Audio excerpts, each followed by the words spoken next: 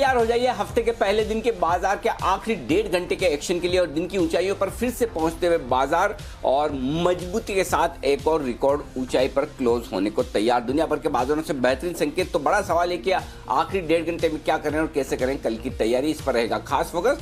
स्वागत है आप सबका फाइनल ट्रेड में। नमस्कार, मैं हूं अनिल सिंघवी। और नमस्कार, मैं हूं दीपांशु भंडारी। जबरदस्त तेजी है बाजारों में, ग्लोबल बाजारों का है सहारा। तो फिर ऐसे बाजार में आपकी क्या रणनीति होनी चाहिए और मंथली एक्सपायरी से पहले किस तरह का मूव आएगा, जानते हैं अनिल जी के साथ। बताएं सर, आने वाले 1.5 घंटे के लिए बड़ी बातें क्या है? तेजी का चौका लगाया है बाजार ने। आज लगातार चौथे दिन मजबूती के साथ ट्रेड करते हुए दिख रहे हैं दीप। और पिछले हफ्ते सोमवार को छोड़कर देखे तो फिर से एक दिन के करेक्शन के बाद निफ्टी बैंक 450 अंक चलता हुआ। सेंसेक्स ने छुई है 47,362 की नई रिकॉर्ड ऊंचाई। वहीं रियल एस्टेट, सरकारी बैंक, मेटल इंडेक्स ये 2 से 3% मजबूत है। दमदार खरीदारी यहां तक होती दिख रही है। सहारा ग्लोबल मार्केट से आता हुआ दिख रहा है। यूरोप के बाजार 1.25% मजबूत है। वहीं डाउ फ्यूचर्स 100 अंक ऊपर है। यानी कि पूरी की पूरी से इंपोर्टेड तेजी ग्लोबल मार्केट्स की मजबूती का फायदा उठाते हुए भारतीय बाजार, और ये मजबूती यूरोप से लेकर अमेरिका हर जगह आपको नजर आएगी। और वैसी ही दमदार तेजी भारतीय बाजारों में भी दिख रही है दीप। बिल्कुल अनिल जी, और जबरदस्त एक्शन आज के बाजार में आता दिखा। आपने आज सुबह कहा भी था कि रिकॉर्ड पर खुलेंगे और उसके बाद तेजी आएगी। यूजुअली सर एक दिन का थोड़ा सा इंट्राडे डिप मिलता है, पर आज वो इंट्राडे डिप भी नहीं आते हुए दिखा है। तो क्या इसे और ज्यादा स्ट्रेंथ का संकेत माने? नहीं दीप, आज अगर आपको याद हो तो मैं कह भी रहा था कि आज आपको इंट्राडे डिप मिलेगी नहीं। उसकी वजह यह कि निफ्टी पे शॉर्ट्स काफ़ी हैं और 13,800 को पार करने के बाद लगभग 95 लाख शेयर आपके शॉर्ट साइड पर अगर खड़े हैं तो कहाँ से डिप मिलेगी दीप। और यही वजह थी कि हमें डिप की बहुत उम्मीद थी नहीं, और इसलिए हम कह रहे थे 13,815 पर जहाँ खुलने के संकेत है वहीं ले लीजिए, ज़्यादा इंतजार मत कीजिए। 13,750, 13,780 तो बहुत ही परफेक्ट रेंज है। अगर मौका मिले तो वहाँ और ऐड कीजिए। तो ये डेटा साफ तौर पर दिखा रहे थे, जबकि पुट कॉल रेशियो आपका हायर साइड पर है, लेकिन उसके बावजूद हमने पुट कॉल रेशियो के बेसिस पर आपको अलर्ट नहीं किया। और उसकी एकमात्र वजह यही है दीप की शॉर्ट्स काफ़ी हैं और मुझे नहीं लगता कि आखिरी 1 घंटे में भी कोई साइजेबल डिप आना ये इसकी संभावना दिखती है। कोई 25-50 पॉइंट छोटा मोटा ऊपर नीचे हो जाए एक अलग बात हो सकती है, लेकिन बड़ी गिरावट या बड़ी मुनाफा वसूली के आसार अभी भी आपको दिख नहीं रहे। डेटा बेहद स्ट्रांग है और बेहद मजबूती के साथ बाजार इस वक्त और आपको आगे दिख रहे हैं। तो 2 बड़ी चीजें हैं दीप। एक तो ये कि ग्लोबल मार्केट से सपोर्ट पूरा आता दिख रहा है और अभी भी आप देखिए हर तरह से मजबूती के संकेत है, चाहे वो यूरोप हो या अमेरिका। और दूसरा ये कि एफआईएस की तरफ से फ्लोज फिर से पॉजिटिव और बड़े होते हुए दिख रहे हैं। और तीसरी चीज ये कि तकनीकी तौर पर बाजार करेक्शन पूरा करके, और एक बार जो करेक्शन पिछले सोमवार को दिया था, आप सोचिए पिछले सोमवार को क्या सिचुएशन थी, मायूसी में लोग चेहरे लटकाए हुए। आज इस सोमवार को देखिए फिर से हाईज पर है। 1 से 1.5 दिन के करेक्शन की थ्योरी वही सही होती हुई दिख रही और 1.5 दिन के करेक्शन के बाद फिर से बाजार एकदम मजबूती के साथ आगे बढ़ते हुए दिख रहे हैं। तो मुझे लगता है कि खरीदारी के रुझान के साथ बरकरार रहना चाहिए। आपको सिर्फ इतना करना है, सही शेयर पसंद करना है, एंट्री लेवल डिसाइड करना है, टारगेट पर आपको स्टॉप लॉस ट्रेल करते चलने हैं और बड़े टारगेट के लिए खेलना है। यह है बाजार की इस वक्त की परफेक्ट स्ट्रेटेजी जिस पर आप फोकस रखें। जी दीप। बिल्कुल अनिल जी, तो जबरदस्त एक्शन है बाजार में, तेजी का फायदा उठाइए, मोमेंटम के साथ रहिए, जैसा कि अनिल जी आपको बता भी रहे हैं। आइए फिर एक्शन को आगे बढ़ाते हैं। डेज हाई के करीब बाजार है, जान लेते हैं कौन से स्टॉक्स हैं जहां पर आपको रखनी है नजर, और साथ ही कौन से ट्रिगर्स हैं जो बाजार के मूड माहौल को अफेक्ट कर सकते हैं। मानसी और वरुण हमारे साथ हैं। गुड आफ्टरनून मानसी, बताएं आने वाले दिनों के लिए कौन से ट्रिगर्स इंपॉर्टेंट है? बिल्कुल, गुड आफ्टरनून दीपांशु। कल की अगर बात करेंगे 29 दिसंबर के दिन विप्रो 9,500 करोड़ का बायबैक खुलने जा रहा है। इसके दाम 400 रुपए प्रति शेयर तय किए गए हैं। वहीं गेटवे डिस्ट्रिक्ट पार्क्स पर भी नजर रखें। अंतरिम डिविडेंड पर एक बोर्ड बैठक कल होने जा रही है। बुधवार के दिन कैबिनेट की महत्वपूर्ण बैठक होगी वीडियो कॉन्फ्रेंसिंग के जरिए। इसके अलावा यूनियन बैंक शेयर धारकों के साथ एफपीओ, राइट्स इशू, क्यूआईपी, इन तमाम मुद्दों पर चर्चा होती हुई दिख सकती है, तो इस बैठक पर भी फोकस रहेगा। मयूर यूनिकोटर्स 30 करोड़ का बायबैक खुलने जा रहा है। इसके दाम 400 रुपए प्रति शेयर तय किए गए हैं। वहीं पीएफसी की एक पूंजी जुटाने को लेकर एक बोर्ड बैठक 30 दिसंबर यानी बुधवार के दिन होने जा रही है, तो इस पर भी हमारी नजर रहेगी। ओके, तो कुछ अहम खबरों वाले स्टॉक्स जहां पर रखनी है नजर आपको। वरुण बताएं, आज मार्केट्स खुलने के बाद कौन से स्टॉक्स खबरों के दम पर एक्शन में आए हैं? डेफिनेटली दीप, शुरुआत करते हुए कुछ एक्सक्लूसिव से। तो सूत्रों के हवाले से खबर आई है कि आईआरसीटीसी का नया अवतार जो जल्द आने वाला है, 1 जनवरी से आईआरसीटीसी का नया अवतार लॉन्च होने वाला है। और रेल मंत्री पीयूष गोयल करेंगे एक नए वेबसाइट का जो लॉन्च है वो करने वाले हैं टिकट बुकिंग के लिए। इसके अलावा वेदांता और नैल्को यहाँ पे एल्यूमिनियम एलॉय इंगोट पर एंटी सब्सिडी जो है वो जांच शुरू हो चुकी है और वेदांता ने दरअसल इसकी शिकायत की थी, तो इसके चलते वेदांता और नैल्को जो है दोनों फोकस में है। भारत फोर्ज, रामकृष्ण इंडस्ट्रीज यहाँ घरेलू इंडस्ट्री को काफ़ी राहत देने की बात की जा रही है और इसके चलते स्टीयरिंग नक्सल्स पर लग सकती है ड्यूटी। DGTR के तरफ से ये सुझाव आया है। दरअसल फ्रंट एक्सेल बीम और स्टीयरिंग नक्सल्स पर ड्यूटी जो है वो बढ़ने वाली है, तो कहीं ना कहीं इन कंपनीज को उसका फायदा होगा, तो उसके चलते यहाँ पे नजर रखिए। कुछ टाटा ग्रुप के लेके ब्रेकिंग न्यूज आई है कि टाटा ट्रस्ट जो है उनका इनकम टैक्स अपीलेट ट्रिब्यूनल से इनको बड़ी राहत मिली है। मुंबई ट्रिब्यूनल ने 3 ट्रस्ट का IT रिवीजन जो है वो ऑर्डर रद्द किया है, तो इसका इंपैक्ट आपको टाटा ग्रुप के स्टॉक्स पे देखने मिल रहा है। डिक्सन टेक्नोलॉजीज आज का स्टार परफॉर्मर है। दरअसल स्मार्टफोन मैन्युफैक्चरिंग के लिए इन्होंने मोटोरोला के साथ एक करार किया है। इस कंपनी की जो सब्सिडरी है उसने मैन्युफैक्चरिंग के लिए करार किया है। एस्ट्राजेनेका इस कंपनी को जापान में कैंसर की दवा है जिसके लिए मंजूरी मिली है और NTPC इस कंपनी ने दुलंगा कोल माइनिंग जो है उसमें कमर्शियल माइनिंग जो है, कमर्शियल ऑपरेशन जो है वो शुरू कर दिए हैं। ओके, तो ये है वो तमाम खबरों वाले शेयर जिन पर आप फोकस रखिए। आइए बढ़ते आगे और पहला बिल्कुल क्लोजिंग वाले शो का वागले साहब के लिए वागले का वंडर।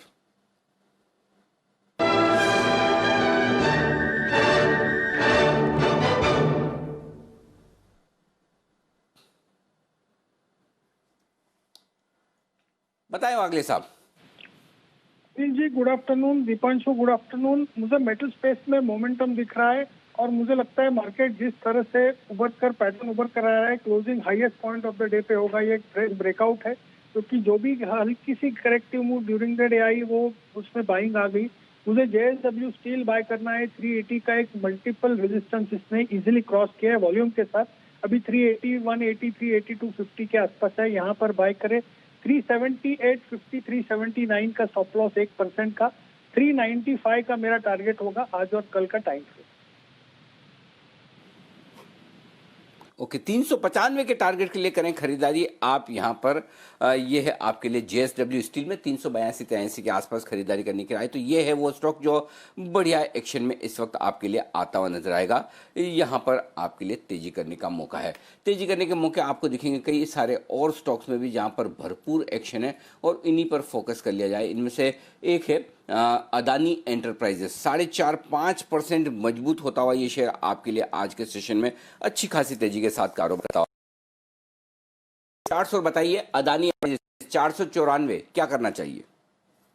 नहीं अनिल जी, चार्ट पैटर्न काफी स्ट्रांग है पर अभी risk to reward ratio favourable नहीं है, पर लॉन्ग पोजीशन जिनकी है उनको रखना ही चाहिए।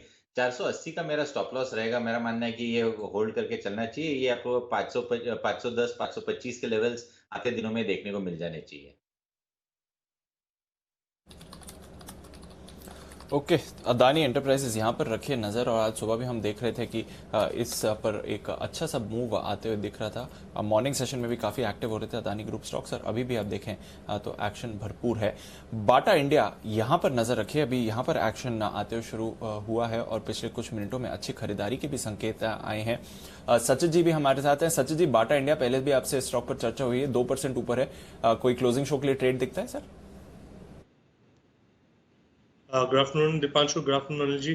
देखिए बाटा में क्लियरली जिस तरीके से एक वर्टिकल अपमूव आई है, इनफैक्ट एक वी शेप रिकवरी हुई थी पिछले स्विंग लो से, एंड जिस तरीके से वापस 1600 का ये लेवल निकल रहा है, मुझे लग रहा है यहाँ से क्लियरली एक डायरेक्शनल बायस रखना चाहिए ऑन द पॉजिटिव साइड। 1680 ये एक प्रोबेबल टारगेट लेवल होगा, तो मुझे लग रहा है यहाँ पर फ्रेश लॉन्ग डिप्लॉय करने के बाद स्टॉप लॉस आपको लगाना चाहिए अराउंड 1598 के आसपास। डेफिनेटली एक अच्छी पेडिग्री का स्टॉक है। एक अच्छी गिरावट भी हो चुकी है और उस गिरावट के बाद जो रिकवरी है वो काफी इंटरेस्टिंग है, तो मुझे लग रहा है एक लॉन्ग बायस रखना चाहिए 1680 के टारगेट के लिए। 180 के टारगेट के लिए एक लॉन्ग बायस रखे। थोड़ी देर पहले एक ब्रेकआउट आते हुए दिखा था बाटा इंडिया। ये है एक स्टॉक जहां पर आपको रखनी है नजर। BHEL जबरदस्त एक्शन इस पर आते हुए दिख रहा है और आज सुबह सुमित जी भी इस स्टॉक के बारे में बात कर रहे थे। ऑप्शंस के जरिए भी उन्होंने ट्रेड दिया था। सुमित जी, टारगेट्स आगे BHEL के क्या रिवीजन करना चाहिए सर, बताएं। Good afternoon Deepanshu. दीपांशु देखिए भेल के अंदर अभी और ऊपर का मूव देखने को मिलेगा। अभी इसके अंदर मोमेंटम का ये समझ लीजिए स्टार्टिंग ही है। बॉलिंगर बैंड का मिडल बैंड ये स्टॉक क्रॉस कर रहा है। 36 रुपए इसका इमीडिएट टारगेट बनेगा और 36 रुपए का लेवल क्रॉस करने के बाद 38 से 40 रुपए तक के मूव देखने को मिलेंगे। तो ट्रेलिंग स्टॉप लॉस का यूज करें, पोजीशंस होल्ड करें। मूव अभी जस्ट स्टार्टिंग फेज में ही है, 3.5% के आसपास का मूव देखने को मिल रहा है, लेकिन ये स्टार्टिंग फेज ही है। यहाँ से एक अच्छा अपसाइड मूव और ऊपर की तरफ देखने को मिलेगा। तो मेरी सलाह रहेगी स्टॉक के अंदर बने रहे। ओके, तो बने रहने की सलाह है। जहां तक सवाल है BHEL का, लुपिन यहां पर यूएस में मेलॉक्सिकैम दवा को इन्होंने लॉन्च किया है। देखते हैं इसका कितना बड़ा फायदा आता है, क्योंकि आज सुबह भी इस काउंटर को लेकर खबरें थी। एक फंगल इन्फेक्शन को ट्रीट करने की दवा 1630 करोड़ रुपए की उसकी मार्केट अपॉर्चुनिटी थी। ये एक मेलॉक्सिकैम जो है वो दर्द से राहत के लिए इस्तेमाल की जाती है।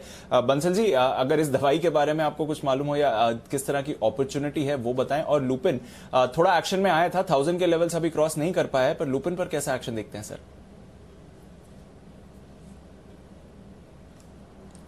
देखिए दीपांशु, पहले टेक्निकल की बात करते हैं। चार्ट यहाँ पे पॉजिटिव है, 976 नीचे का एक सपोर्ट है और टेक्निकली टारगेट बैठता है यहाँ पर 994 995 का टारगेट बैठता है। शॉर्ट टर्म के लिए लुपिन बाई है। और दीपांशु, आप दवाई की बात कर रहे हैं, मैं तो जब आप नाम ले रहे थे मेरे को लगा कि आप नाम लेते हो लड़खड़ा रहे हैं, तो मैंने तो नाम भी नहीं सुना, तो मेरे को कोई आइडिया नहीं है दीपांशु इसका।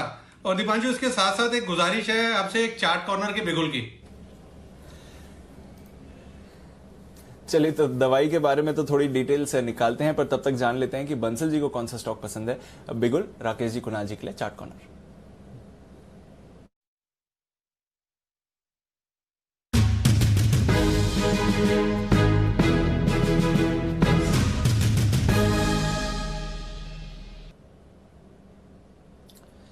बताएं सर।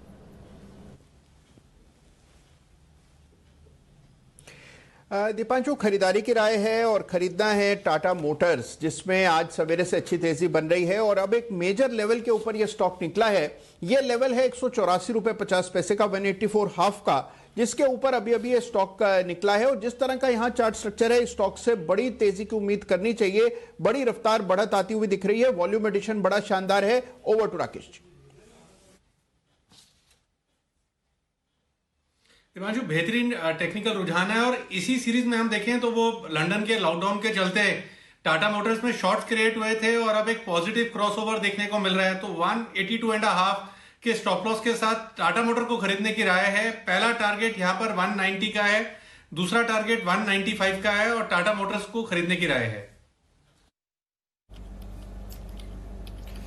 190 195 के लिए टाटा मोटर्स को खरीदने की राय आ रही है। आज सुबह सिमी जी ने भी रेकमेंड किया था खरीदारी के लिए और उनके भी टारगेट्स आते हुए दिखे। 186 का उनका टारगेट था, जहां पर अभी आपको स्टॉक आते हुए दिख रहा है, पर यहां से भी और तेजी के लिए तैयार है टाटा मोटर्स। नजर रखिए इस काउंटर पर, जबरदस्त एक्शन इस पर दिख रहा है। एक्शन दिख रहा है कुछ और स्टॉक्स पर जो हमारी लिस्ट में आ रहे हैं, जहां पर थोड़े ब्रेकआउट के भी संकेत आपको आते हुए दिखे हैं। टाटा पावर, यहां पर सुबह से बढ़िया एक्शन चल रहा है और अनिल जी ने भी कुछ समय पहले यहां पर आपको खरीदारी की राय दी थी। एक पोजिशनल बेसिस पर भी वागले साहब ने आपके लिए टारगेट्स रेकमेंड किए थे। किरण जी, जरा टाटा पावर की चार्ट्स देखिए, इंट्राडे लेवल पर कोई ट्रेड दिखता है? ऑलरेडी 4% आज मूव आ चुकी है। नहीं, बहुत ही शानदार ब्रेकआउट वापस एक बार मिल चुका है, तो मेरा मानना है ये लॉन्ग पोजीशन बिल्कुल रखने चाहिए। 75.50 का मेरा ट्रेलिंग स्टॉप लॉस रहेगा और मुझे लगता है कि 80 के ऊपर के लेवल्स आपको देखने को मिलेंगे। तो मेरा मानना है कि ट्रेलिंग स्टॉप लॉस का इस्तेमाल करते हुए ये लॉन्ग पोजीशंस रखनी चाहिए, जल्दबाजी में प्रॉफिट बुकिंग नहीं करनी चाहिए। बिल्कुल, तो पोजीशंस रखिए। अनिल जी ने भी कुछ समय पहले आपको कहा था कि खरीदारी करके चलिए, बढ़िया मूव आएगा। और टाटा पावर पर देखिए, थोड़े कंसोलिडेशन के बाद एक और अच्छा मूव आते हुए दिख रहा है। एक और स्टॉक जहां पर अच्छी मूव्स आ रही हैं, इस साल का one of the best performing stocks रहा है। 3 गुने से ज्यादा गेन्स ऑलरेडी आ चुके हैं और लगातार खबरों के दम पर एक्शन दिख रहा है। Dixon Technologies. चलते हैं आशीष चतुर्वेदी के पास जानने के लिए कि क्या एग्जैक्टली चल रहा है डिक्सन टेक्नोलॉजीज के साथ और क्या कुछ नए ट्रिगर्स कंपनी के लिए आए हैं। बताएं आशीष। दीपांशु, देखिए डिक्सन टेक के लिए बड़ी खबर आज आते हुए दिखी कि कंपनी ने जो है मोटोरोला के साथ स्मार्टफोन उत्पादन के लिए करार किया। इनकी जो नोएडा में सब्सिडरी है वहां पर इस ब्रांड के लिए मोबाइल फोन बनाएगी कंपनी। और दरअसल अगर हम देखें तो बाजार जो है पूरी पीएलआई स्कीम को लेकर काफी ज्यादा उत्साहित है। वैसे भी अगर आप देखें तो पूरे लिस्टेड स्पेस में एकमात्र डिक्सन टेक ऐसी कंपनी है जो कि मोबाइल फोन उत्पादन बनाती है। शाओमी है, सैमसंग है, इसके साथ अब मोटोरोला जैसे जो प्रमुख ब्रांड्स हैं इनके साथ भी करार कर रही है, कोलैबोरेशन कर रही है। तो ये कहीं ना कहीं अगर आप देखें तो बाजार को काफी ज्यादा एक्साइट कर रहा है। देखिए मोटोरोला की बात करें तो लेनोवो ने इसका अधिग्रहण कर दिया था और करीब 2% मार्केट शेयर है। भारत में साइज काफी ज्यादा बड़ा है, इसके लिए 2% का मार्केट शेयर भी काफी ज्यादा सिग्निफिकेंट माना जाएगा। और पूरी पीएलआई स्कीम जैसे कि मैंने कहा कि सेक्टर के लिए काफी ज्यादा पॉजिटिव है, क्योंकि सरकार लगातार प्रयास कर रही है कि बाजार में जो है घरेलू बाजार में मोबाइल फोन का उत्पादन हो, ना कि सिर्फ उत्पादन। जो एक्सपोर्ट के लक्ष्य है वो अगले 5 साल में 6 गुना करने का लक्ष्य है, तो उसको लेकर भी काफी ज्यादा उत्साहित है पूरा बाजार। और जब पिछले क्वार्टर में हमने कॉर्पोरेट रडार में मैनेजमेंट से बात की तब मैनेजमेंट भी काफी ज्यादा पॉजिटिव नजर आ रहा था। वो कह रहे थे कि अगले 3 साल में अगर आप देखें तो फिलहाल जो इनकी मेजोरिटी आय है वो टीवी बनाने से आती है। अगले 3 साल में मेजोरिटी जो कंट्रीब्यूशन है आय का वो मोबाइल फोन मैन्युफैक्चरिंग की तरफ से देखने को मिलेगा। और यहाँ से जो आय है फिलहाल करीब कंपनी 4000 करोड़ के आसपास की एनुअल आय करती है, अगले 5 साल में बढ़कर 25,000 से 30,000 करोड़ हो जाएगी। इतनी बढ़िया ग्रोथ की वो उम्मीद लगा रहे हैं। तो यानी मैनेजमेंट कॉन्फिडेंट है, भारत सरकार पूरे प्रयास कर रही है आत्मनिर्भर भारत के तहत। और साथ ही साथ अगर आप देखें तो जिस तरीके की तेजी इसमें देखने को मिल रही है, स्टॉक में माना जा रहा है कि आगे भी बढ़िया रन अप देखने को मिलेगा। ओके, तो ये है आपके लिए डिक्सन टेक के लिए बड़ी खबर, और इस बड़ी खबर के दम पर स्टॉक में बड़ा उछाल। लेकिन इस उछाल के संकेत सुबह सुबह आते हुए नजर आए थे। जब हम 11 बजे आज विशेष इंटरव्यू कर रहे थे समीर अरोड़ा साहब का, तो उन्होंने मुझे बोला भी कि पीएलआई से जुड़ी हुई तमाम कंपनियों पर नजर रखी, और उन्होंने इनडायरेक्टली कह भी दिया कि 2 ही तो कंपनियां हैं जो पीएलआई से जुड़ी हुई। और आप देखिए इन स्टॉक्स में क्या एक्शन आता हुआ दिखा। आइए, जो 2021 के लिए इन स्टॉक्स पर पॉजिटिव राय आई है समीर अरोड़ा की, एक बार सुन लीजिए।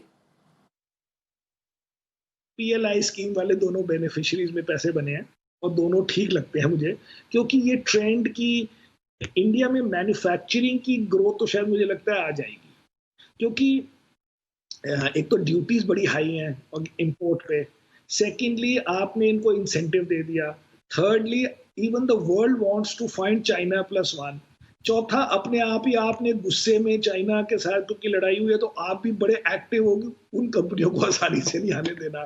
तो वो जो ट्रेंड कन्वर्ज हुआ, वो हमारे पास लिस्टेड कंपनियां तो 2 ही हैं अभी तक क्लियर, जो दोनों इलेक्ट्रॉनिक्स में है। तो अब उसमें क्या ओवर एनालिसिस करनी है, और कंपनियां भी ठीक है और छोटी छोटी हैं, मतलब रिलेटिवली तो सालों साल चल सकती है उनकी स्टोरी, और इस साल चल गई।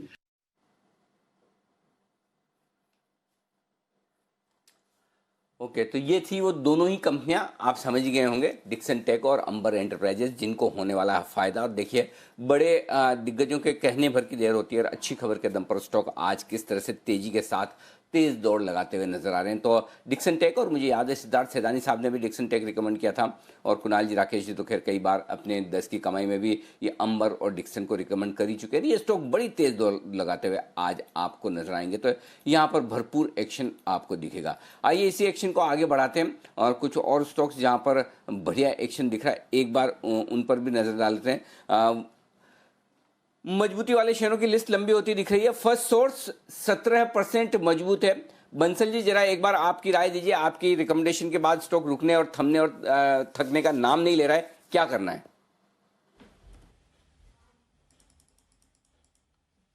देखिए अनिल जी, हमने तो बोला था सेंचुरी लगाएगा, और स्टॉक एकदम नई टेरिटरी में आ चुका है और अब एक नए घरों पे जा रहा है। तो जिनका हाजमा ठीक है और जो थोड़ा सा भी होल्ड कर सकते हैं, मतलब कि अब वो वाले लेवल्स नहीं आएंगे, 90-95 के लेवल जो थे वो अब एक हिस्ट्री हो चुके हैं। अब ये ऊपर की तरफ जाएगा। जो होल्ड कर सकते हैं वो डेफिनेटली होल्ड करें, और जो पूरी पिक्चर देखने से डरते हैं, मतलब कि बीच में ट्रेलर आएगा, करेक्शन आएगी, जिनको उससे घबराहट होती है वो मुनाफा बांध ले। ये है आपके लिए फर्स्ट सोर्स की राय। आइए बढ़ते हैं आगे, और इस बार सचिन जी हमारे साथ हैं, और सचिन जी के लिए बिल्कुल बीटीएसजी का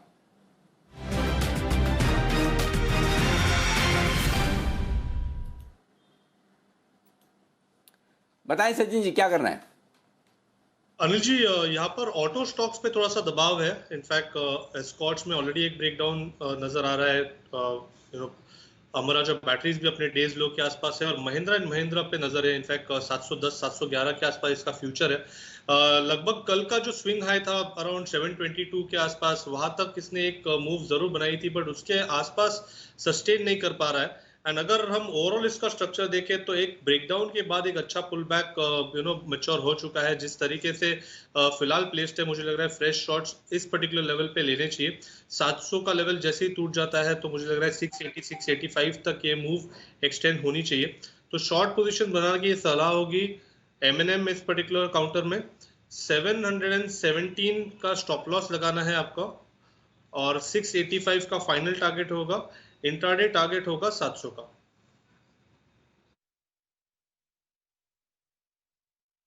तो ये है आपके लिए M&M में बिकवाली करने की राय। 700 रुपए खाली, छोटा सा टारगेट, 10 रुपए के नीचे 700 रुपए का। सचिन जी?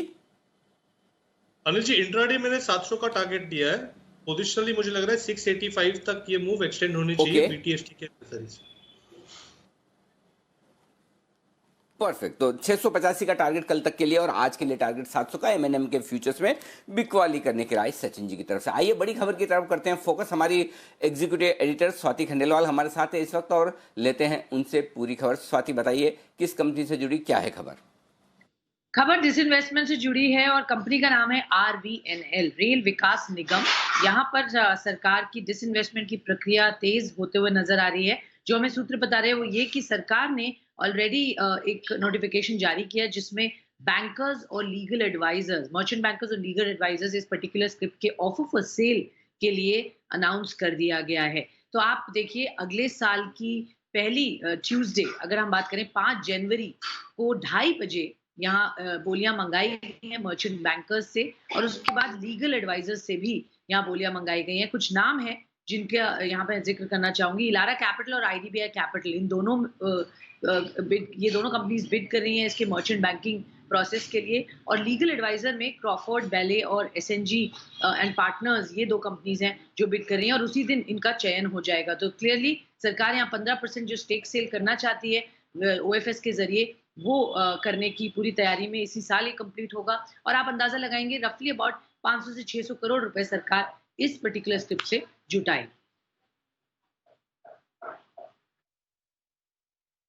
ओके, तो RVNL में यहाँ पर सरकार की हिस्सेदारी बिकने की तैयारी में, और सरकार यहाँ पर हिस्सेदारी बेचकर अपना पैसा जुटाने की तैयारी में है। इसके लिए 15% हिस्सेदारी, भाइयों जरा ध्यान रखें, जब सरकार हिस्सेदारी खरीदने जा रही है तो वो ऑफर फॉर सेल होगा, और वो मार्केट प्राइस से डिस्काउंट पर आने की ज़्यादा संभावनाएं आती है।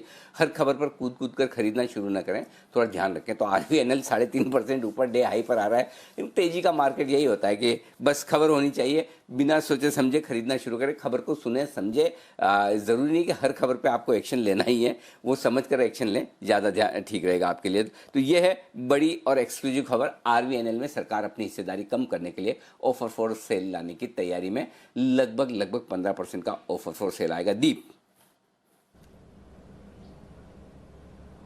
बिल्कुल अनिल जी, और जबरदस्त एक्शन आ रहा है खबर के दम पर। वैसे जैसे आप कह रहे हैं कि हालांकि दोनों तरफ का रिएक्शन होना चाहिए खबर पर क्योंकि बाजार तेजी का है तो एक्शन उस पर आप पॉजिटिव आते हुए देख रहे हैं। तो RVNL यहाँ पर रखे नजर। एक बार जरा सिर्फ लेवल समझने के लिए कुणाल जी से एक बार सिर्फ चार्ट चेक कर लेते हैं। कुणाल जी, लेवल समझाएं RVNL के लिए, कौन से हैं अहम सपोर्ट्स, कहां पर रेजिस्टेंस देखते हैं चार्ट के लिए?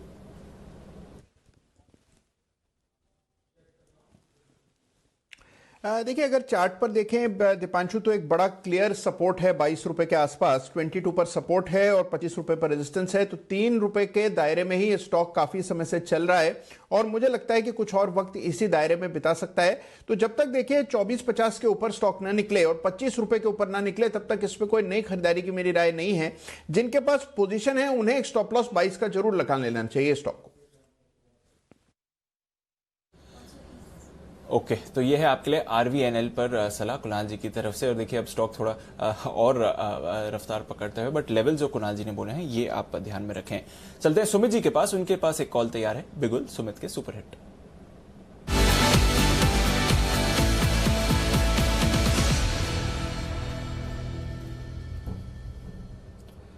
बताएं सुमित जी। दीपांशु, बैंकिंग स्टॉक में मोमेंटम है। बैंक निफ्टी डे हाई पे है और high beta counter RBL bank यहाँ पे रडार पे आया है। 227, 227.50 का अभी भाव चल रहा है। आरबीएल बैंक में यहाँ से मोमेंटम बढ़ेगा और स्टॉक यहाँ से एक अच्छा अपसाइड मूव दिखा सकता है, जिसमें ऊपर में 235 रुपए से लेकर 240 रुपए तक के लेवल आरबीएल बैंक में देखने को मिल सकते हैं। स्टॉक का जो नीचे में सपोर्ट है 218, 220 के आसपास है, तो ये स्टॉप लॉस होगा। आरबीएल बैंक में ऑप्शंस के जरिए 225 वाला कॉल 7 रुपए 40 पैसे पे ट्रेड हो रहा है, इसको लेने का सलाह रहेगा। आरबीएल बैंक का 225 वाला कॉल 3 रुपए 40 पैसे का नीचे में स्टॉप लॉस लगाए, ऊपर में टारगेट बनेगा 10.5 रुपए से लेकर 13 रुपए तक का। आरबीएल बैंक का 225 का कॉल यहाँ पे ले सकते हैं, 3 रुपए 50 पैसे का या 40 पैसे का स्टॉप लॉस लगाए, ऊपर में 10.5 से 12.5 तक के टारगेट आरबीएल बैंक के 225 के कॉल के अंदर देखने को मिलने चाहिए, और स्पॉट लेवल के हिसाब से 235, 240 रुपए तक के लेवल देखने को मिल सकते हैं, तो खरीदारी करके चलने का सलाह रहेगा।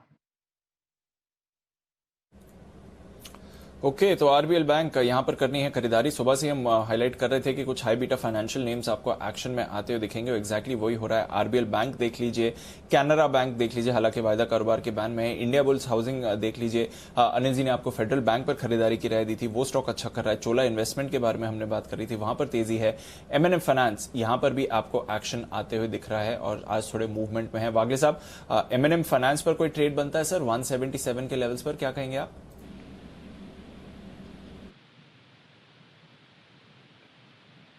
दीपांशु, ट्रेड तो बनता है बिल्कुल 183, 184 तक का आज के लिए, तो जो कि 2-2.5-3% है, और अगर ये लेवल तोड़ता है फिर ये सीधा 195, 200 तक पोजिशनली इसमें मेरा व्यू होगा।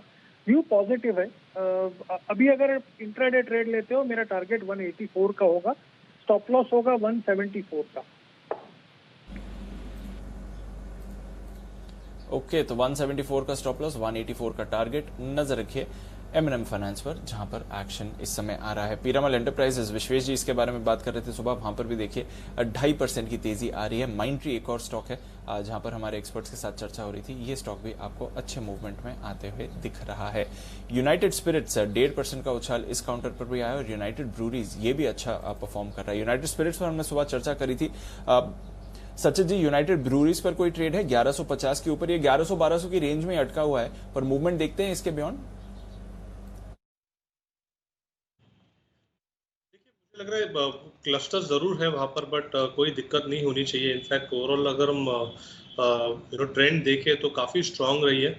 इनफैक्ट यहाँ पर भी जो रिकवरी है काफ़ी कमेंडेबल है। मुझे लग रहा है जो 1160, 1180 के आसपास जो हर्डल्स है वो जल्दी ब्रेक होने चाहिए। ओवरऑल एक्सपेक्टेशन है अराउंड 1225, 1230 के आसपास स्विंग होने के, तो मुझे लग रहा है यहाँ पर एक लॉन्ग बायस लेकर ही चलना चाहिए। स्टॉप लॉस आपको यहाँ से लगाना चाहिए अराउंड 1125 के आसपास का, एंड जब तक ये पर्टिकुलर लेवल वायलेट नहीं होता ऑन क्लोजिंग बेसिस, मुझे लग रहा है यहाँ पर जो ऑनगोइंग अप मूव है, अप ट्रेंड है, वो बरकरार रहनी चाहिए। एंड 1230 मेरे लिए होगा एक रिव्यू जोन। ओके, तो 1200 पर देखते हैं कि क्या करना चाहिए, बट मूवमेंट इस पर आ रहा है। फिलहाल कोल इंडिया की तरफ से 3,370 करोड़ रुपए की निवेश की योजना आती हुई दिख रही है। ब्लूमबर्ग के हवाले से ये खबर है, थोड़ी और डिटेल्स यहाँ पर निकालने की कोशिश करते हैं। आज सुबह भी यहाँ पर खबरें थी कि बियॉन्ड कोल ये थोड़े और मिनरल्स और माइनिंग में डाइवर्सिफाई कर रहे हैं। अब ये रेलवे साइडिंग्स पर 3,370 करोड़ रुपए की निवेश की योजना कर रहे हैं। तो एक जो डाइवर्सिफिकेशन प्लान की खबरें कोल इंडिया में हम हाईलाइट कर रहे हैं और आज सुबह भी हाईलाइट कर रहे थे, उसी का ये एक और डेवलपमेंट आते हुए दिखता है। किरण जी, कोल इंडिया की चार्ट कैसी लगती है सर आपको? 115 से तो अच्छा रिबाउंड हुआ है, क्या 140 के ऊपर भी ये मोमेंटम बिल्ड कर पाएगा सर? देखिए, कोल इंडिया पे मेरा व्यू अभी तो थोड़ा सा न्यूट्रल है, थोड़ा सा पॉजिटिव बायस देखने को मिल रहा है, पर 140 क्रॉस करना थोड़ा सा मुश्किल होगा। इधर एक बहुत इंपॉर्टेंट डेरिवेटिव बैरियर है, तो मेरा मानना है कि 140 अगर क्रॉस करता है तो फिर मैं मेरा व्यू थोड़ा सा बुलिश स्टांस में चेंज कर दूंगा। फिर टारगेट्स 150 के कैजुअली देखने को मिलेंगे, तो 140 एक बड़ा बैरियर है, उसके ऊपर ही एग्रेसिवली तेजी करने की सलाह होगी। ओके, तो 140 के ऊपर ही नजर रखते हैं, पर रेलवे इन्वेस्टमेंट, रेलवे साइडिंग्स पर ये इन्वेस्टमेंट करने जा रहे हैं तकरीबन 3,400 करोड़ रुपए के आसपास का, तो नजर रखिए। कोल इंडिया आपके लिए एक स्टॉक है जहां पर आपको एक्शन बनते हुए दिखेगा। कुछ ही देर में अनिल जी की तरफ से कल के 2000 आने की तैयारी में, तो देखते हैं कि कौन सा स्टॉक सर ने अब चूज करा है जहां पर आप मूवमेंट बनते हुए देख सकते हैं। पर एक्शन भरपूर है जहां तक मार्केट्स का सवाल है, और देखिए 13,870 के करीब अब निफ्टी आने की वापस कोशिश कर रहा है, डेज हाई पर ट्रेड होते हुए दिख रहा है। हाई बीटा की बात करी, बंधन बैंक ज्यादा दूर नहीं रहता है जब हाई बीटा फोकस में आता है। वागले साहब, बंधन बैंक पर कोई ट्रेड बनता है तो बताएं।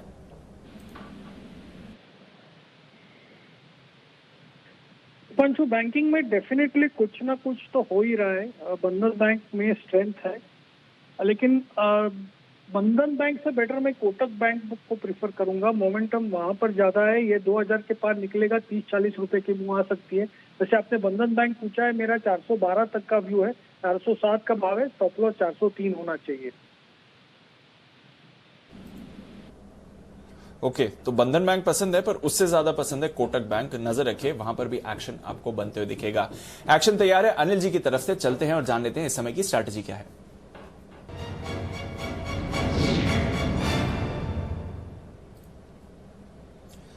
अनिल जी, बढ़िया सपोर्ट है ग्लोबल मार्केट से। डाउ फ्यूचर्स सुबह से ही तेजी में है, अभी भी 100-125 अंक ऊपर ही आपको दिखेंगे। नैस्डैक फ्यूचर्स में आधे % से ज्यादा की बढ़त है सर। यूरोप की ठीक ठाक शुरुआत हुई है, जर्मनी के बाजार तो 1.5% ऊपर है। यूके और फ्रांस, यहां पर भी आपको आधे % की तेजी दिख रही है। ब्रेक्जिट डील पर सहमति के बाद एक्शन तो पॉजिटिव ही है। कच्चे तेल में आप खरीदारी देख रहे हैं, ब्रेंट वापस 51.50 के ऊपर गया है। और एशिया थोड़ा मिला जुला रुझान रहा, जापान के बाजार काफी पॉजिटिव थे। हैंगसेंग और चीन यहां पर हल्की सी गिरावट रही, बट काफी पॉजिटिव, काफी सपोर्टिव ग्लोबल क्यूज है सर। बताएं क्या करना चाहिए। खरीदारी करके चलना चाहिए और डीप खरीदारी की पोजीशन को होल्ड करना चाहिए, क्योंकि जिस तरह से बाजार बढ़ रहे हैं, ये मंथली एक्सपायरी के हफ्ते में बाजार मजबूती की तरफ साफ इशारा कर रहे हैं। डेटा बहुत स्ट्रांग नजर आ रहे हैं, और डेटा कैसे स्ट्रांग नजर आ रहे हैं वो बता दूं। 13,800 के पार निकला निफ्टी, और आज एक भी बार आज दिन के दौरान न तो डिप मिली न 13,800 को तोड़ा। अब बेस ही 13,800 पर शिफ्ट होता हुआ दिख रहा है निफ्टी के लिए, पहली चीज।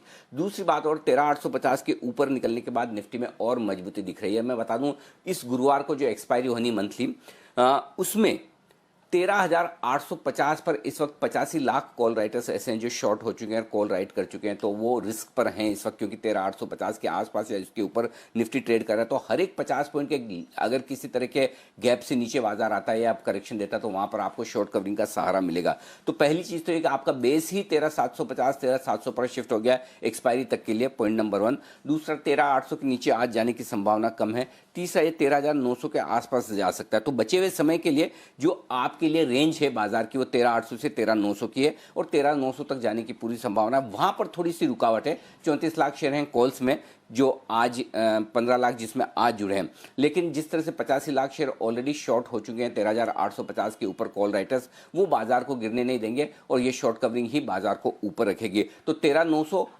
आज के लिए टारगेट बनता है। 13,900 के आसपास 5-15 पॉइंट ऊपर नीचे अलग बात हो सकती है दीप। और बाकी दूसरा टारगेट आपके लिए कल बनेगा, जो 13,950 13,975 तक, कल मतलब मेरा मतलब है एक्सपायरी तक के लिए 13,950 13,975 तक का टारगेट निफ्टी पर आता हुआ दिख रहा है। तो आज और अगले 1-2 ट्रेडिंग सेशन के लिए मजबूती के संकेत डेटा में आते हुए दिख रहे हैं। अनलेस कि ग्लोबल मार्केट में कुछ बड़ा हो जाए तब तो अलग बात है, वो हमें पता नहीं। बट डेटा के लिहाज से अगर आप देखेंगे तो 14,000 आने की तैयारी इसी हफ्ते में आपको साफ नजर आएगी। ये बिल्कुल क्लियर कट डेटा में नजर आ रहा है 14,000 की तैयारी। अब आइए, तो नीचे की रिस्क आज के लिए है 13,800, उसके नीचे नहीं है। और जो बेस कल शिफ्ट होगा वो 13,700 750 पर शिफ्ट हो जाएगा। आज के लिए 13,900, और इस एक्सपायरी तक के लिए 13,950 14,000 की रेंज ये आपके लिए नजर आती है। तो ये सारे डेटा आप अपनी तेजी की पोजीशन को आराम से होल्ड करिए, कोई हड़बड़ी मत करिए, कोई जल्दबाजी मत करिए। जहां तक बैंक निफ्टी का सवाल है, दीप, गुरुवार को हमने बैंक निफ्टी में आपको खरीदारी करने की राय दी थी 30,500 के आसपास।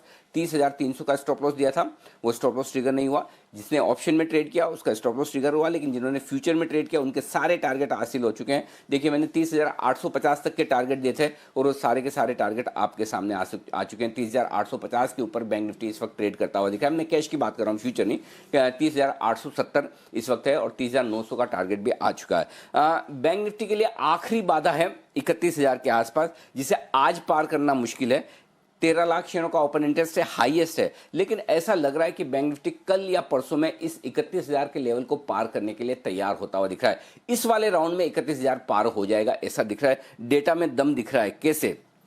इस वक्त आप ट्रेड करें 30,800 के ऊपर, 30,800 तक already 27 lakh share bank Nifty में कॉल राइटर्स शॉर्ट हैं, तो ये सहारा देते हुए दिखेंगे। दूसरी बात, बैंक निफ्टी में आपका सपोर्ट रेंज एकदम ऊपर शिफ्ट हो गया, और वो आ गया है अब 30,500 पर।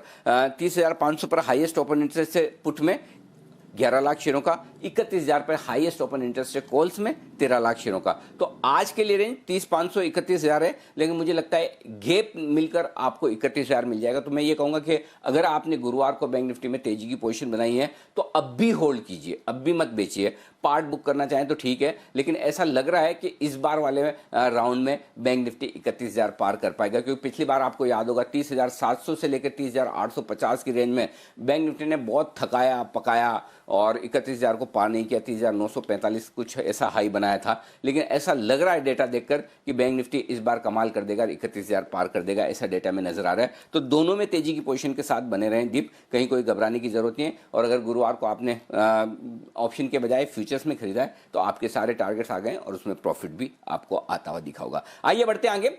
अब हमारे साथ है सेठी साहब, वक्त है उनकी शॉर्ट टर्म पिक्स लेने का।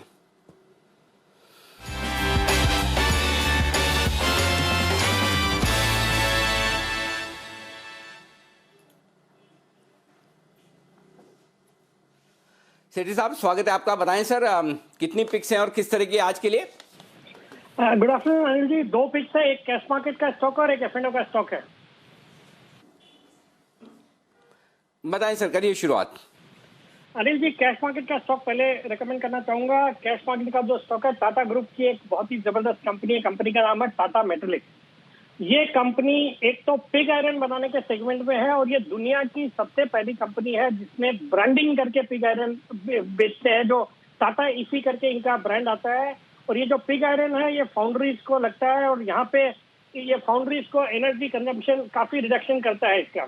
और बाकी दूसरा जो प्रोडक्ट है डक्टाइल आयरन पाइप्स कंपनी बनाती है। इसके लिए इनके 2 जापानीज कंपनी के साथ कोलैबोरेशन है। एक कंपनी का नाम है क्यूबोटा और दूसरा है मेटल वन कॉर्प। जापान की कंपनियां दोनों। ब्रांड का नाम है टाटा डक्चूरा, जो कि बहुत ही पॉपुलर ब्रांड है। और ये जो डक्टाइल आयरन पाइप्स है ये वाटर के सीवेज के इस तरह के प्रोजेक्ट्स में लगती है, इरिगेशन प्रोजेक्ट्स में लगती है। तो मुझे लगता है एक तो हम बजट से बहुत ज्यादा दूर नहीं है, तो इरिगेशन एग्रीकल्चर पे सरकार का फोकस रहना है, तो टाटा मेटलिक्स जैसी कंपनी को उसका फायदा मिल रहा है।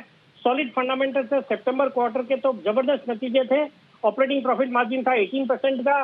पैट देखेंगे तो सितंबर क्वार्टर में 82 करोड़ का पैट रिपोर्ट किया कंपनी ने, जो कि जून क्वार्टर में नुकसान था 12 करोड़ का। पिछले साल के सितंबर क्वार्टर में सिर्फ 23 करोड़ का था, उसके सामने 82 करोड़ का प्रॉफिट था।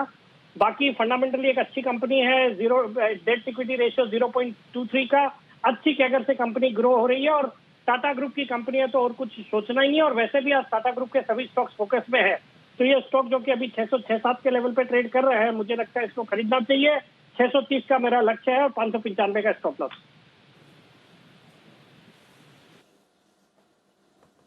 ओके, तो ये है आपके लिए टाटा मेटलिक्स में खरीदारी करने की राय सेठी साहब की तरफ से। बेहतरीन स्टॉक टाटा ग्रुप की कंपनी शानदार प्रदर्शन करती हुई 5% ऊपर है, यहां से भी और मजबूती दिखेगी। टारगेट रखिए 630 का, 595 का छोटा स्टॉप लॉस लगाकर यहां पर तेजी करने की राय। सेठी साहब दूसरा स्टॉक बताइए, वो F&O वाला है?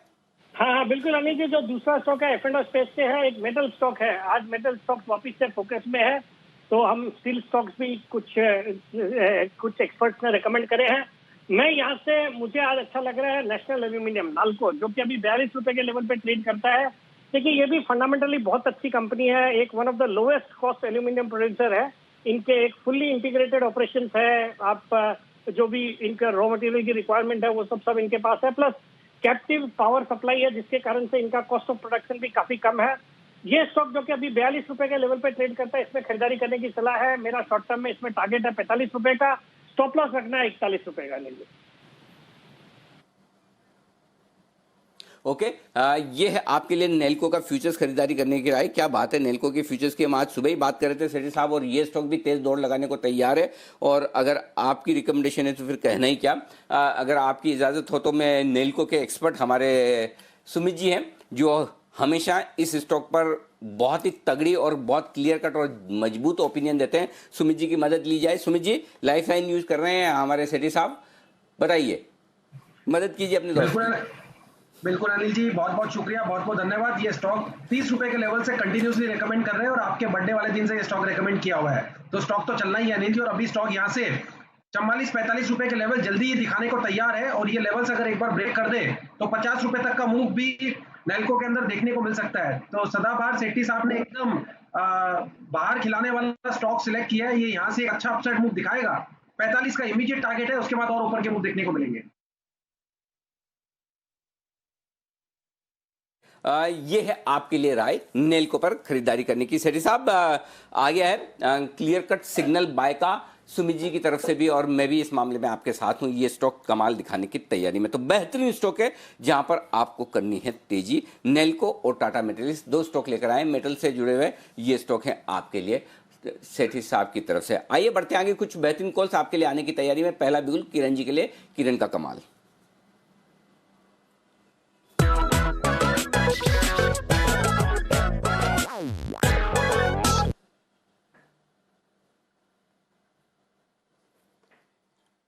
जी किरण जी बताएं। अनिल जी, बाय का ही रिकमेंडेशन है। अभी बाय करना है टाइटन। डेरिवेटिव डेटा काफी स्ट्रांग है। 1500 के ऑप्शन में लगभग 6 लाख का ट्रैप बन चुका है और लगातार ये ऊपर के लेवल्स दिलाता नजर आ रहा है। और जिस तरीके से ये स्टॉक चल रहा है, मेरा मानना है कि आज के लिए 1560 के टारगेट देखने को मिल जाने चाहिए। और अगर आप इस एक्सपायरी की बात करें तो 1600 के ऊपर के लेवल्स देखने को मिल जाने चाहिए। तो मेरा मानना है कि इस बड़े टारगेट्स के लिए प्ले करना चाहिए। आपका अभी ट्रेलिंग स्टॉप लॉस 1533 पे रखना चाहिए, 10 रुपए नीचे। ऊपर में 1600 प्लस के लेवल्स देखने को मिल जाने चाहिए इसी एक्सपायरी में, यानी 3 दिन का वक्त लेना चाहिए इस स्टॉक में। टाइटन में खरीदारी करने की राय किरण जी की तरफ से। अगला बिगुल एक एल्गो ट्रेड के लिए कुणाल जी राकेश जी के लिए।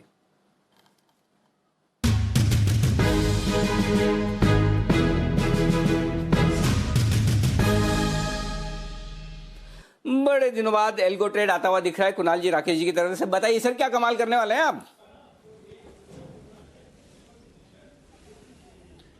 अनिल जी, स्टॉक है जिंदल स्टेनलेस। इस स्टॉक को 50 रुपीज से हम लोगों ने रिकमेंड करना शुरू करा था, और आज खास बात यह है इस एल्गो के अंदर कि अगस्त 2018 के हाई तोड़ रहा है और अब एक फ्रेश ब्रेकआउट देखने को मिल रहा है। जिस तरीके से मेटल्स में फैंसी बनी हुई, एक रैली बनी हुई है, तो ये स्टॉक अब एक मोमेंटम वर्टिकल रैली दिखाने का दमखम रखता है। तो जिंदल स्टेनलेस एल्गो पिक है। ओवर टू कुणाल जी। अनिल जी देखिए, बिल्कुल खड़ी बढ़त स्टॉक में देखने को मिलेगी। जिस तरह का वॉल्यूम हुआ है, अगर आप पिछले आधे घंटे का वॉल्यूम इस काउंटर का देखें अनिल जी, तो लगभग 10 से 12 लाख शेयर का कारोबार एनएससी पर हुआ है। तो बड़ा जबरदस्त वॉल्यूम ब्रेकआउट है और उसके साथ प्राइस का ब्रेकआउट आता हुआ दिख रहा है। आउट परफॉर्मिंग स्टॉक हैं और सारे स्टील स्टॉक्स बहुत मजबूत लग रहे हैं। तो हमारी खरीदारी की राय है जिंदाल स्टेनलेस पर मौजूदा भाव पर खरीद करके चलें। यहां पर एक स्टॉप लॉस रखें। स्टॉप लॉस रखना है 75 रुपए 50 पैसे पर। 75 हाफ का स्टॉप लॉस होगा। पहला टारगेट 82 रुपए 50 पैसे का, दूसरा टारगेट 85 रुपए का। 85 तक ये स्टॉक सीधे जाना चाहिए। जिंदाल स्टेनलेस में हमारी खरीदारी की राय। बिल्कुल, जिंदाल स्टेनलेस बेहतरीन स्टॉक, यहां पर खरीदारी करने की राय। और इनका जो मर्जर का रेशियो है वो भी आने की तैयारी में। बीएसएल और मेरे ख्याल से जेएसएल और जेएसएल स्टेनलेस हिसार के बीच में जो मर्जर की, वो भी इसी महीने के अंत में आने की बात है। इस लिहाज से हो सकता है स्टॉक में बड़ा एक्शन आता हुआ दिख रहा हो। बड़ा एक्शन आ रहा है एक और स्टॉक में जो बताने के लिए आज तैयार है सुमित जी, और उसके बाद जुड़ेंगे नितिन जी भी।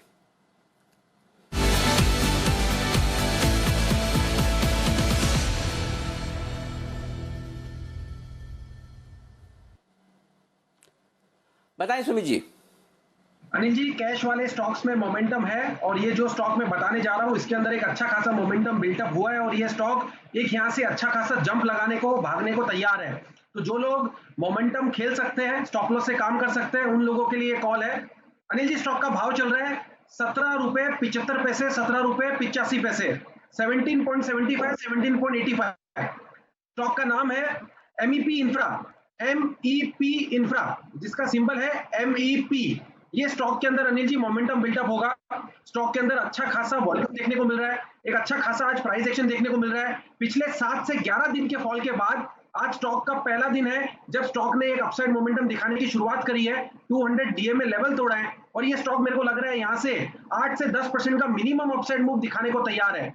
19.5 रुपए का होगा इसका पहला टारगेट, 19 रुपए 50 पैसे।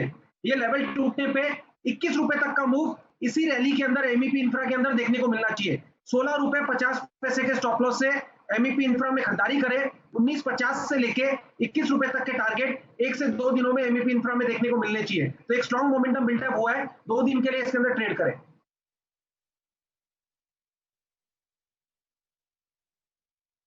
है एमईपी इंफ्रा, जहां पर खरीदारी करने की राय। बढ़ते हैं आगे, नितिन जी तैयार है निफ्टी पर निशाना लगाने के लिए।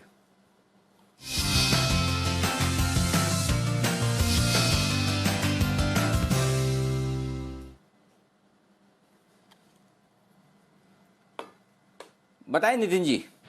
अनिल जी 13,900 की कॉल ऑप्शन लेंगे, 85 में मिल रही है करंट मार्केट प्राइस, और इसका टारगेट 125 का होगा, स्टॉप लॉस 65 रुपए का होगा। अभी अभी मार्केट ने जस्ट गियर चेंज किया है, मतलब कि सेकंड गियर से सुबह से चल रहा था, थर्ड गियर लगा है अभी, तो मुझे लग रहा है कि अभी नेक्स्ट 1 घंटे में मूवमेंट आएगी ऊपर की तरफ। आप देखिए 13,900 हम लोग ब्रेक करने ही वाले हैं अभी। तो ये साइडवेज होने के बाद जस्ट नेक्स्ट गियर में जा रही है मार्केट, तो ये 13,900 की कॉल ऑप्शन हमें लेनी चाहिए। टारगेट 120 का होगा, स्टॉप लॉस 65 रुपए का होगा। तो ये है आपके लिए निफ्टी में खरीदारी करने की राय। और मजबूती, गियर चेंज कर रहे हैं अभी नितिन जी, तो एकदम बढ़िया टॉप गियर में आने की तैयारी में। और नितिन जी बिल्कुल आपके बात करते करते सेंसेक्स ने एक और नया रिकॉर्ड छुआ है, निफ्टी ने एक और नया रिकॉर्ड बनाया। तो बिल्कुल आपकी कॉल और आपका डायरेक्शन और आपकी डेटा रीडिंग है परफेक्ट। खरीदें 13,900 का कॉल ऑप्शन, 65 रुपए के स्टॉप लॉस के साथ, 120 का टारगेट। किस लेवल पर एंट्री करनी है नितिन जी इस कॉल ऑप्शन में? देखिए 89 हो गई, 85 पे हम लोगों ने दिया था, अभी भी ले लें 90 पे। अभी तो गियर चेंज ही हो रहा है, तो अभी तो मूवमेंट आएगी अनिल जी। यहाँ पे 89 का रेट है, इस रेट पे भी लें। अगर आपको ये पॉसिबल लग रही है तो 950 लें, बट कोई भी कॉल ऑप्शन ले सकते हैं। मुझे लग रहा है नेक्स्ट आधे घंटे में शॉर्ट कवरिंग आएगी, 950 भी निफ्टी हो सकती है, 50 पॉइंट ऊपर जा सकती है।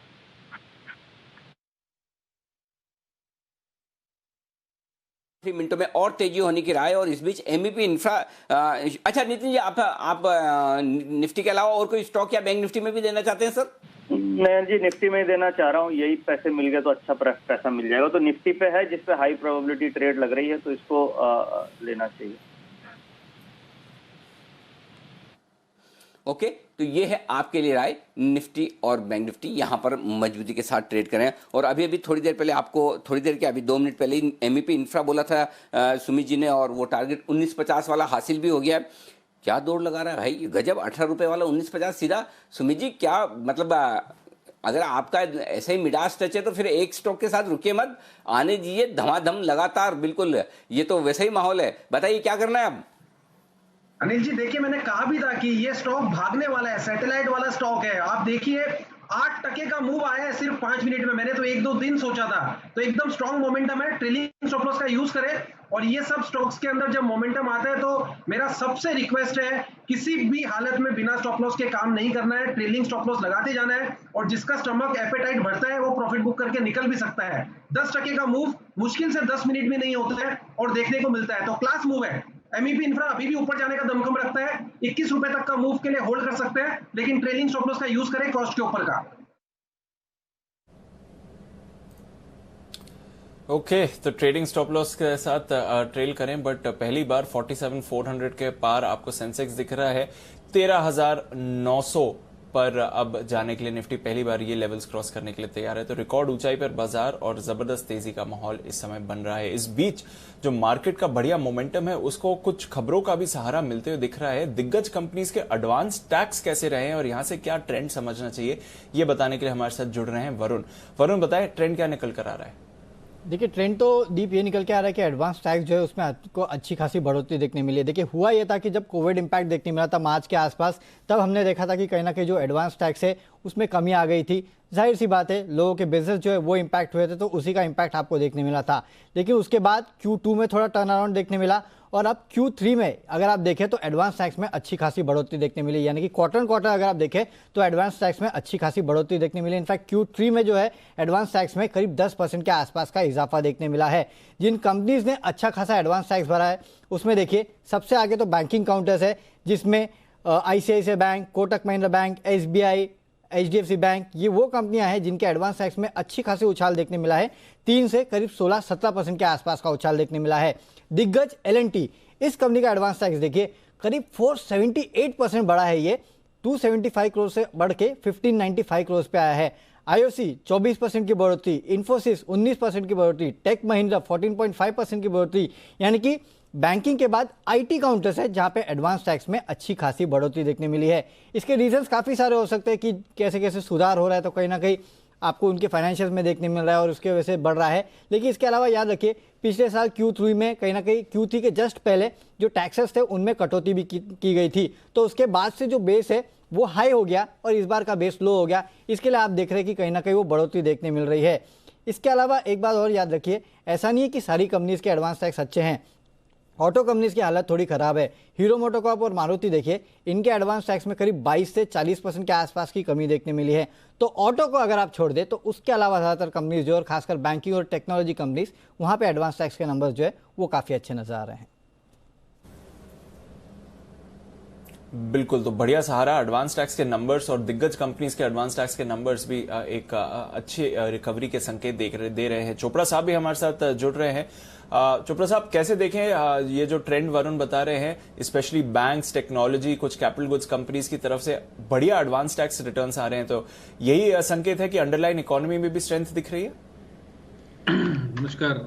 बिल्कुल, ये बात हम आई थिंक कई हफ्तों से कर रहे हैं कि हम अब एक मेजर रिवाइवल देख रहे हैं, भारत में ही नहीं अपितु पूरे देश में। पिछली बार मैंने बाल्टिक ड्राई इंडेक्स के बारे में बोला था और जो मेटल्स में तेजी आई है उसके बारे में हम कुछ महीनों से डिस्कस कर रहे हैं। ये एक बात का द्योतक है कि कहीं ना कहीं जब मेटल्स में तेजी होती है तो अंडरलाइंग मैन्युफैक्चरिंग एक्टिविटी बहुत तेज हो जाती है। और अगर आप देखें तो चाहे सर्विसेज हों, चाहे वो मैन्युफैक्चरिंग सेक्टर हो, काफ़ी सेक्टर्स में, काफ़ी कंपनीज में एडवांस टैक्स नंबर्स अच्छे हैं।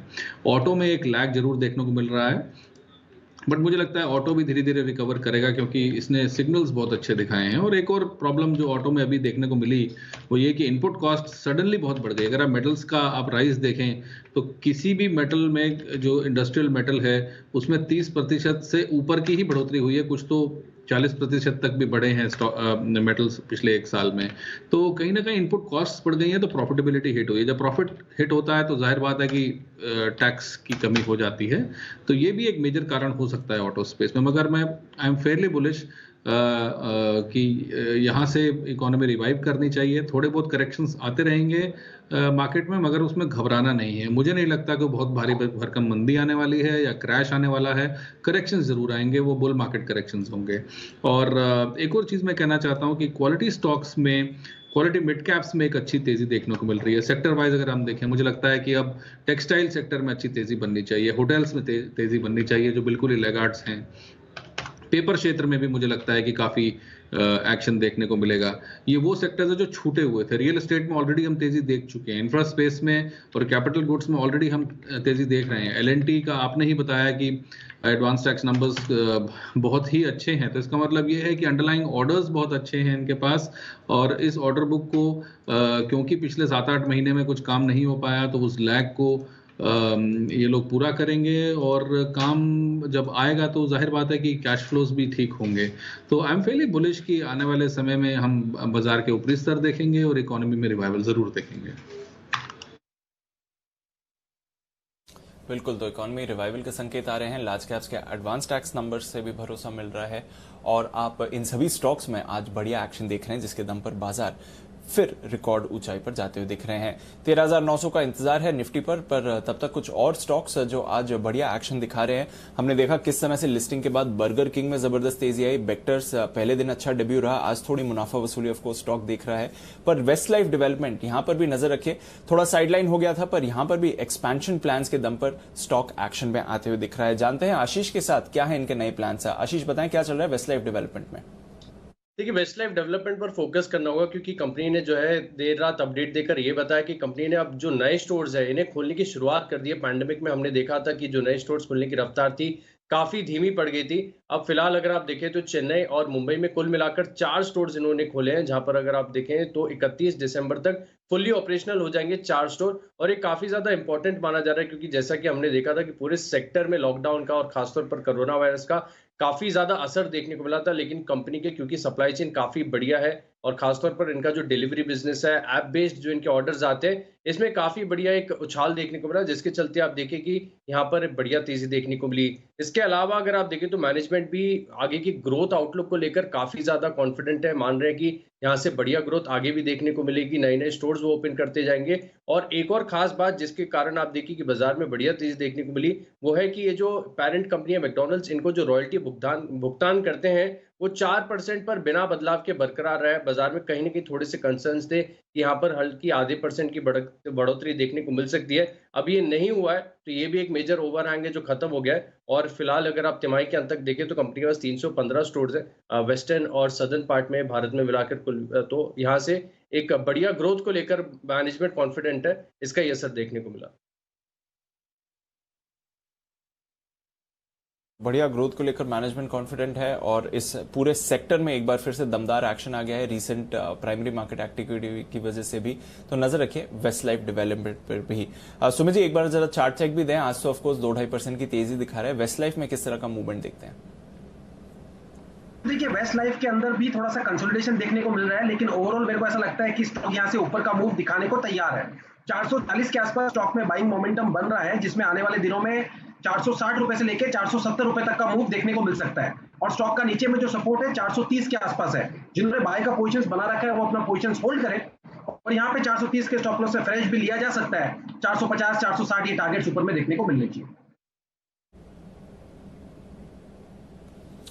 चोपड़ा साहब, इन लेवल्स, इन वैल्यूएशंस पर बेटर निवेश का मौका कौन सा रहेगा सर, बर्गर किंग या फिर वेस्ट लाइफ? देखिए मुझे लगता है थोड़ी सी स्ट्रेस्ड वैल्यूएशंस हैं बर्गर किंग की, और अब मैं नहीं बिल्कुल रिकमेंड करूंगा कि बर्गर किंग जैसे काउंटर में जाना चाहिए। नो डाउट फास्ट फूड का जो चलन है हमारे देश में वो बहुत ज़्यादा प्रेवलेंट है और आगे आने वाले समय में बढ़ेगा, क्योंकि ये जो जनरेशन है जो हमसे छोटी है शायद वो तो फास्ट फूड पर ही जीवित है कहीं ना कहीं। तो मुझे लगता है वेस्ट लाइफ, अगर इन दोनों में अगर आप एप्पल टू एप्पल कंपैरिजन करें, वेस्ट लाइफ में, बर्गर किंग में और इवन जुबिलेंट फूड वर्क्स में, तो मुझे लगता है कि वेस्ट लाइफ पहले, सेकंड जुबिलेंट फूड वर्क और थर्ड बर्गर किंग। क्योंकि बर्गर किंग में अभी एक बार को तो लगता है कि थोड़ा सा स्ट्रेच्ड वैल्यूएशंस है। किसी भी स्टॉक में यदि बहुत अच्छी तेजी देखने को मिलती है तो उसके बाद उसका कंसोलिडेशन होना बहुत ज़रूरी है। यदि नहीं हो रहा तो कहीं ना कहीं कुछ अनहेल्दी है। तो मुझे लगता है कैलोरी काउंट काफ़ी बढ़ गया है बर्गर किंग का, तो अभी थोड़ा रैशनलाइजेशन ज़रूरी है। तो संभवतः आपको थोड़ा सा करेक्शन भी देखने को मिले आने वाले टाइम में, कुछ लोग प्रॉफिट बुकिंग करें। तो बेहतर है कि अगर आप उसी सेक्टर में रहना चाहते हैं तो उस कंपनी में रहें या उन कंपनीज में रहें जहां पर आपको उतनी तेजी नहीं देखने को मिली है। तो पहला वेस्ट लाइफ, सेकेंडली जुबिलेंट, मुझे as compared to this to Burger King ज़्यादा बेहतर लगता है। चोपड़ा साहब, नई पीढ़ी के तौर पर, नेक्स्ट जनरेशन के बिहाफ पर मेरा एक आपसे बड़ा कड़ा ऑब्जेक्शन है। आप कह रहे हैं कि नई वाली जनरेशन जो है ना वो फास्ट फूड पर ही जीवित है। आपके ज़माने में भी तो आपने फास्ट फूड खाए होंगे, क्या आपने कचौरी, समोसे और क्या क्या होते हैं दिल्ली में, छोले कुलचे को भी, मतलब भटूरे को भी जंक फूड में मान सकते हैं? हाँ, मतलब एक बंसल जी बताओ क्या क्या जंक फूड होते हैं दिल्ली में जो जो चोपड़ा साहब ने खाए होंगे, कुछ अंदाजा दीजिए इसका। नहीं देखिए अनिल जी, दो चीजों का अनिल जी बड़ा फर्क है। अनिल जी, जो हमारी कचौरी होती है अनिल जी, वो तो दाल वाल डली होती है अंदर, तो जिस भी अनिल जी कंटेंट के अंदर, चाहे वो फ्राइड हो अनिल जी, मैं उसको वो नहीं मानता, जंक नहीं मानता। और अनिल जी चोपड़ा साहब ने, मुझे लगता है सिर्फ वो जो आते हैं ना चने कुलचे जो दिल्ली में मिलते हैं साइकिल के ऊपर, वही एक जंक फूड खाया होगा चोपड़ा साहब के टाइम पर। सिर्फ वही एक जंक फूड मिलता था, और साथ में समोसे को भी मैं जंक मानता हूँ, क्योंकि बर्गर में भी आलू है और समोसे में भी आलू है। तो छोले कुलचे, वो जो मटर कुलचा और समोसे चोपड़ा साहब ने जरूर खाए होंगे। जी चोपड़ा साहब कुछ कह रहे हैं, उससे पहले हाँ कुणाल जी, एक बार पहले कुणाल जी से बात करता हूँ, फिर चोपड़ा साहब आपके पास आ रहा हूँ। जी कुणाल जी। अनिल जी देखिए, आप जिस चाहे चीज को जंक कहें, मुझे कोई एतराज नहीं है अनिल जी, लेकिन ये छोले भटूरे को जो आपने अनिल जी बेरहमी से जंक कहा है अनिल जी, इससे वाकई में बहुत दुख पहुंचा है मुझे। ये दिल्ली की नेशनल डिश है अनिल जी। बिल्कुल हाँ, मुझे भी बिल्कुल ये बात सही है। जिस तरह से है ना, मतलब मुझे भी अगर कोई कचौरी समोसे और मिर्ची बड़े को जंक बोल दे तो मुझे भी दिल को बड़ी ठेस पहुंचती है। तो इसलिए आपके जो आपकी भावनाओं को जो ठेस लगी है उसके लिए मैं माफी चाहता हूँ। बिल्कुल भी कचौरी समोसे कहीं भी किसी तरीके से जंक फूड नहीं माने जाएंगे। जी चोपड़ा साहब। अनिल जी, आपका पॉइंट ठीक है कुछ हद तक, कि ऐसा नहीं है कि हम अछूते रह गए जंक फूड से, ऐसा बिल्कुल नहीं है। मगर हम बात करते हैं उस समय की जब हम कॉलेज में थे या स्टूडेंट्स थे, तो उस समय पर पहली बात तो ये कि अवेलेबिलिटी ऑफ जंक फूड इतना प्रेवलेंट नहीं था जो आज है। जो ये वेस्टर्नाइजेशन हुआ, जो पाश्चात्यकरण हुआ हमारे खान पान में, कि एट आर्म्स लेंथ आपको कोल्ड ड्रिंक्स अवेलेबल हैं, जो जैसे पेप्सिको और कोका कोला कहते हैं कि you know this available at an arm's length.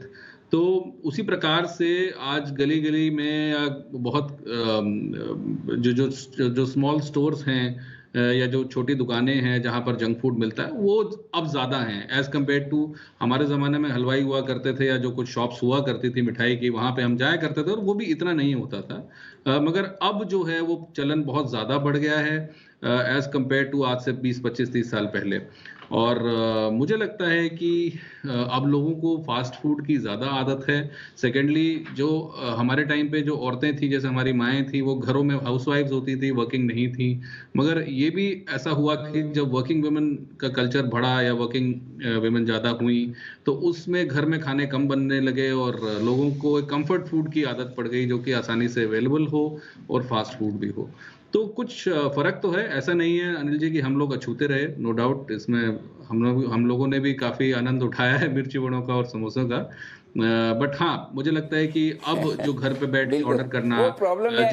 वो चोपड़ा साहब, प्रॉब्लम क्या है, हमारे जमाने का जंक फूड हमें जंक फूड ही नहीं लगता। सेम आजकल की जनरेशन में ऐसा ही, जो वो खाते हैं बोले ये तो नॉर्मल खाना है, इसमें जंक क्या। तो चलिए बढ़िया है, हमें तो बदल नहीं सकते।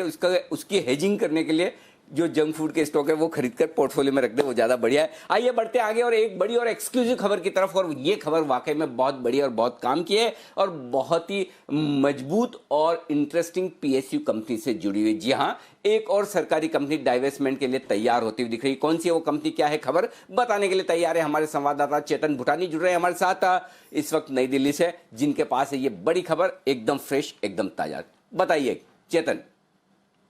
Well sir, good afternoon. जो मेरे सोर्सेज मुझे इस टाइम पे बता रहे हैं वो ये है कि भारत सरकार ने बामन लॉरी के डिसइन्वेस्टमेंट की प्रतिक्रिया बहुत तेजी से शुरू कर दी है, इनफैक्ट फास्ट ट्रैक कर दिया है। जो मेरे सोर्सेज बता रहे हैं, कल इंटर मिनिस्ट्रियल ग्रुप की एक हाई लेवल मीटिंग है जिसमें 3 से 4 हाई लेवल कैबिनेट मिनिस्टर्स बैठकर बामन लॉरी के डिसइन्वेस्टमेंट की स्ट्रेटेजी को चॉकआउट करेंगे। मेरे सोर्सेज बता रहे हैं कि जो कंसल्टेंट्स हैं वो अभी ड्यू डिलिजेंस कर रहे हैं दोनों कंपनीज का, जो है बामन लॉरी इन्वेस्टमेंट्स एंड बामन लॉरी, इन दोनों कंपनीज के डिसइन्वेस्टमेंट की बातचीत अब बहुत तेज हो गई है। सरकार अब बामन लॉरी इन्वेस्टमेंट में अपना पूरा हिस्सा बेचने की तैयारी में है, जो लगभग 59.67% है।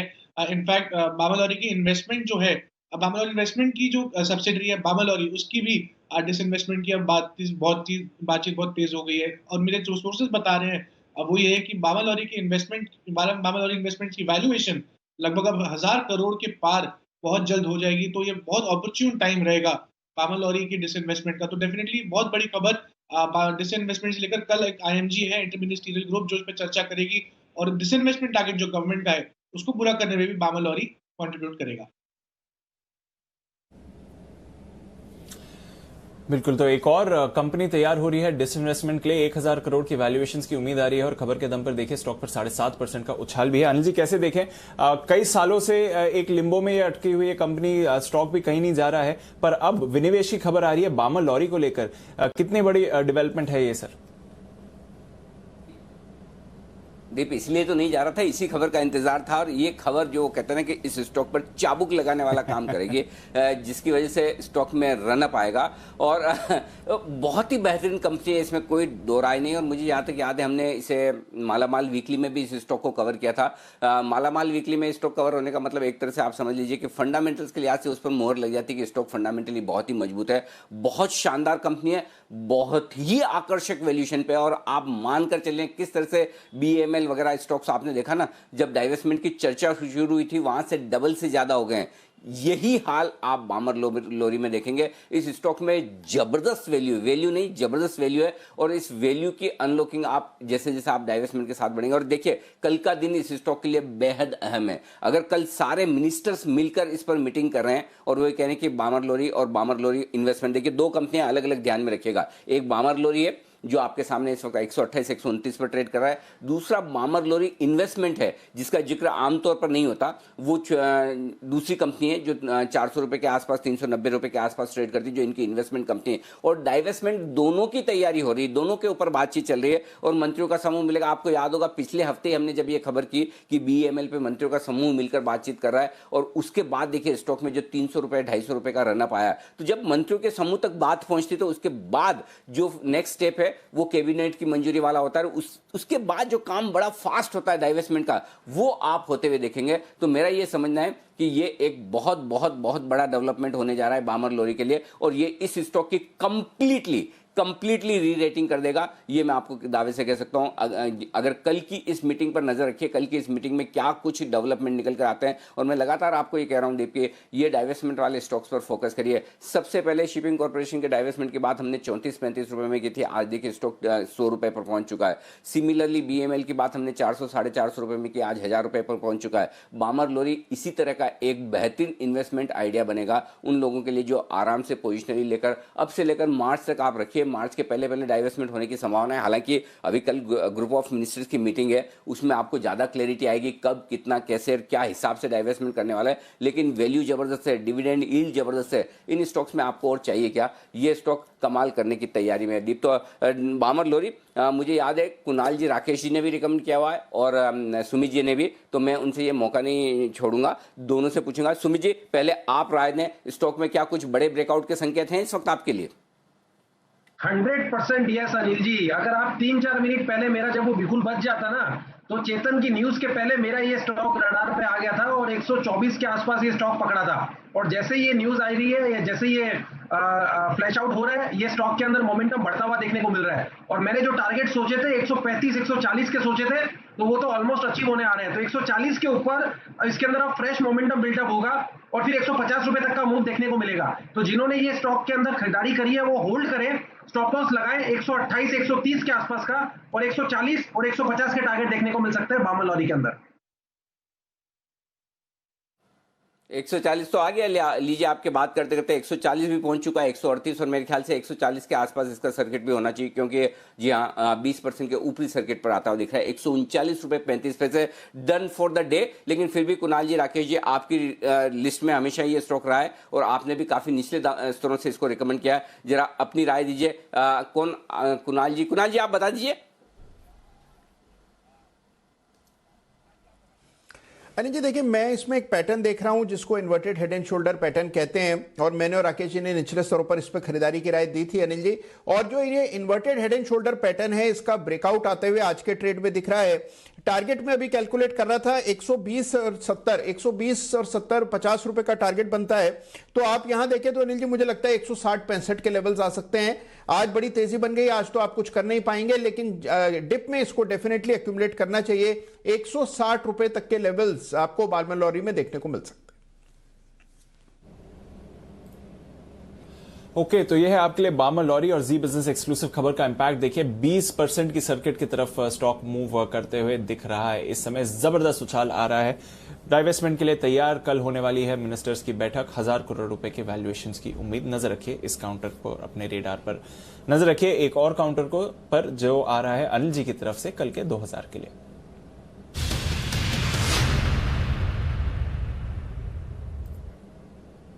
बताएं सर। दीप, वायदा कारोबार का एक स्टॉक आया है रडार पर, और मैं फिर कह रहा हूं कि इस हफ्ते, पिछले हफ्ते से जब हमने कहा कि एग्रेसिव और हाई बीटा स्टॉक खरीदने का ये वक्त है, तो अब एक और बढ़िया हाई बीटा मजबूत स्टॉक मेरी लिस्ट पर आ रहा है और वो है इंडिया बुल्स हाउसिंग फाइनेंस। 215 रुपए के आसपास ये स्टॉक ट्रेड कर रहा है और इस स्टॉक में बड़े मुंह की तैयारी होती दिख रही है। जिस तरह से ये 212 रुपए के पार निकल कर टिका है और मेरे ख्याल से आज सुबह कुणाल जी राकेश जी ने भी इंडिया बुल्स में खरीदारी करने की राय दी थी। ये स्टॉक और अच्छी तेजी के साथ जाने को तैयार है ऊपर की तरफ। 220-222 का टारगेट आज के लिए रखें, लेकिन अल्टीमेटली 230 और 235 के टारगेट के लिए ये स्टॉक तैयार होता हुआ दिख रहा है। इंडिया बुल्स यहां पर खरीदारी करने की राय है और इस स्टॉक में भी मुझे लगता है एक आध दिन में ही एक्सपायरी के पहले पहले बड़े एक्शन की तैयारी होती दिख रही है और इस एक्शन को आप मिस मत कीजिए। बहुत ही मजबूती के साथ ये स्टॉक तेज दौड़ लगाने को तैयार है।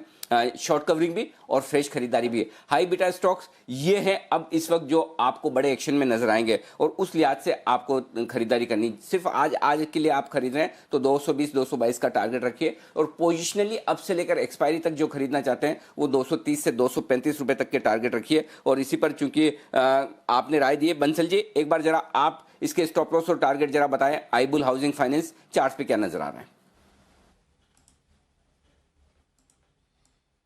अनिल जी, चार्ट्स पे बड़े चार्ट पर एक बड़ा ब्रेकआउट है। मच अवेटेड नेकलाइन के ऊपर क्लोजिंग देखने को मिल रही है और इस स्टॉक में 235 जो है वो यहाँ पे टारगेट है और ब्रेकआउट यहाँ पे देखने को मिल रहा है। ब्रेकआउट की नेकलाइन है 209 रुपए की, तो 209 के लेवल नीचे में तोड़े तब निकलना है। पहला टारगेट 235 का है, दूसरा टारगेट 250 का है।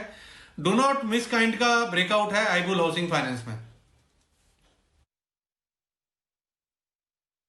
नहीं करेंगे इंडिया बुल्स हाउसिंग को और आज सुबह चार्ट कॉर्नर पर भी आपको रेकमेंड करा गया था खरीदारी के लिए अनजी की तरफ से। कल के 2000 के लिए ये काउंटर है, नजर रखिए 222, 230, 235 के टारगेट्स के लिए तैयार है ये काउंटर।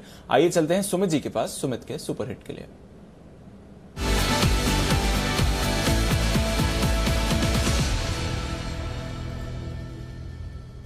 बताएं सुमित जी।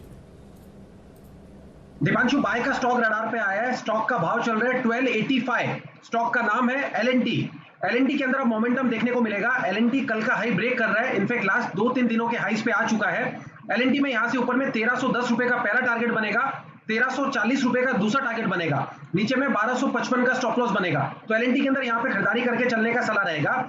ऑप्शंस के जरिए 1280 वाला कॉल जो कि अभी 22 रुपए 23 रुपए पे ट्रेड कर रहा है, इसको लेने का सलाह रहेगा। एल&टी का 1280 वाला कॉल जो कि at the money strike price हो गया है, इसको लेने का सलाह रहेगा। नीचे में स्टॉप लॉस लगा है 14 रुपए का, ऊपर में टारगेट बनेंगे 32 रुपए से लेके 36 रुपए तक के।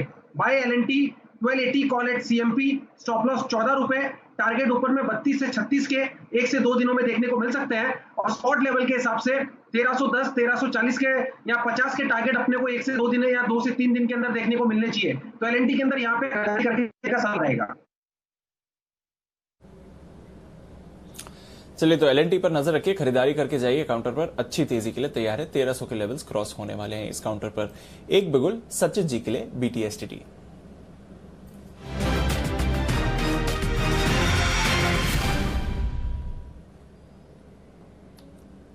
बताएं सचिन जी।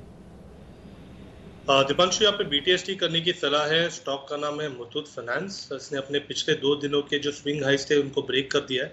लगभग 18% का हुआ एडिशन है एंड 1215 के आसपास एक रेजिस्टेंस था, वो उसने काफी अच्छी तरह ब्रेक किया। तो मुझे लग रहा है यहाँ पर 1205 के स्टॉप लॉस के साथ लॉन्ग पोजीशंस कंटिन्यू करनी चाहिए।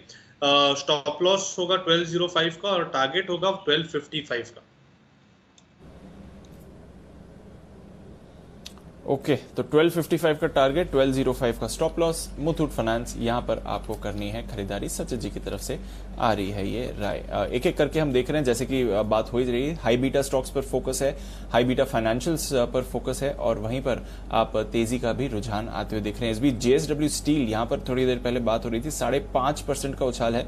वागले साहब ने आज क्लोजिंग शो की पहली कॉल जेएसडब्ल्यू स्टील पर ही आपको आती हुई दी थी और देखिए जबरदस्त तेजी पर स्टॉक है, डेज हाई पर ट्रेड करते हुए दिख रहा है। 395 का टारगेट है फिलहाल आने की तैयारी में आपको दिख रहा है जहां तक जेएसडब्ल्यू स्टील की बात चल रही है। तो नजर रखिए इस काउंटर पर अच्छी तेजी आ रही है। कैनरा बैंक पर एक बढ़िया उछाल आया है, ये भी एक स्टॉक है जहां पर आपको रखनी है नजर, जिस तरह से एक्शन बन रहा है इस पे।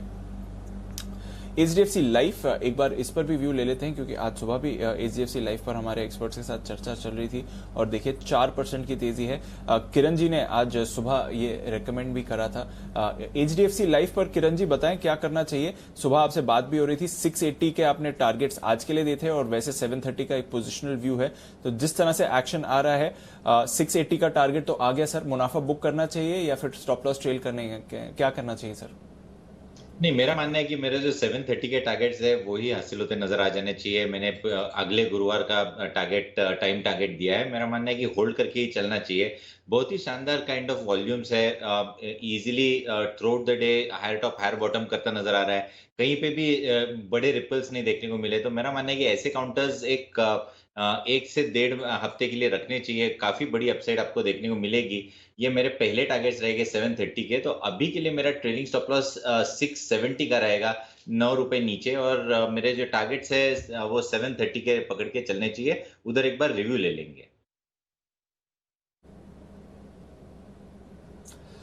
ओके, तो रखिए नजर HDFC लाइफ, जबरदस्त एक्शन में HDFC लाइफ, SBI लाइफ, दोनों स्टॉक्स पर चर्चा हो रही है। अनिल जी ने भी बताया था SBI लाइफ किस तरह से एक बढ़िया मूवमेंट के लिए तैयार है स्टॉक। पर एक और स्टॉक जहां पर खबरों के दम पर भी एक्शन आ रहा है, ट्रेडर्स रेडार पर भी काफी एक्टिव है और पिछले कुछ महीनों से जबरदस्त रिटर्न दे चुका है, DLF। क्या है यहाँ पर कुछ नए ट्रिगर्स, जानते हैं मानसी के साथ। मानसी बताएं क्या चल रहा है DLF में? जी बिल्कुल दीपांशु, देखिए बड़ी डील के खबरों के चलते यहाँ पर DLF में एक्शन हमने आज सुबह से ही देखा है। गुरुग्राम में प्रीमियम कमर्शियल प्रोजेक्ट जो है वन होराइजन, उसमें हिस्सा खरीदारी की खबरों से फोकस में है। दरअसल फेयरलीफ रियल एस्टेट प्राइवेट लिमिटेड में 51.8% हिस्सेदारी इन्होंने खरीदी है और 780 करोड़ में हाइंस से ये हिस्सेदारी खरीदी गई है। आपको बता दें फेयरलीफ रियल एस्टेट में DLF ने हिस्सेदारी अब बढ़ाकर 100% कर दी है। डील अगली तिमाही तक पूरी होने की पूरी संभावना है। वहीं गुरुग्राम के वन होराइजन में दरअसल मेजॉरिटी स्टेक कंपनी को बनाना था, इसी के चलते ये डील जो है या कह सकते कि हिस्सेदारी बढ़ाई गई है।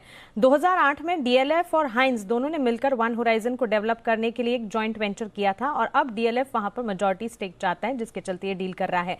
इस डील के मायने और इसमें नकदी का इस्तेमाल कैसे होगा, अगर वो समझने की कोशिश करें, डील के लिए DCCDL यानी कि DLF साइबर सिटी डेवलपर्स, जो कि DLF का ही रेंटल आर्म है, वो नकदी का इंतजाम करेगा। डील के लिए DCCDL 400 से 500 करोड़ कर्ज जुटाएंगे, वहीं 200 से 300 करोड़ इंटरनल अक्रूवल से जमा किए जाएंगे और हर साल इस डील के बाद करीब 150 से 160 करोड़ रेंटल आय मिलने की भी कंपनी को उम्मीद है।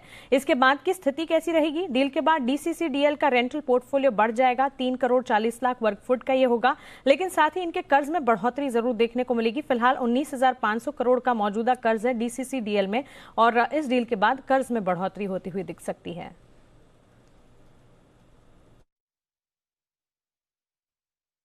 तो ये है आपके लिए DLF, नजर रखिए इस पर। चोपड़ा साहब, एक क्विक व्यू, बड़ी डील आती हुई दिख रही है, आय की भी गारंटी होगी साल की 150 करोड़ के आसपास की, और इस स्पेस में सबसे एक्टिव भी रहा है DLF। आपकी क्या राय है सर?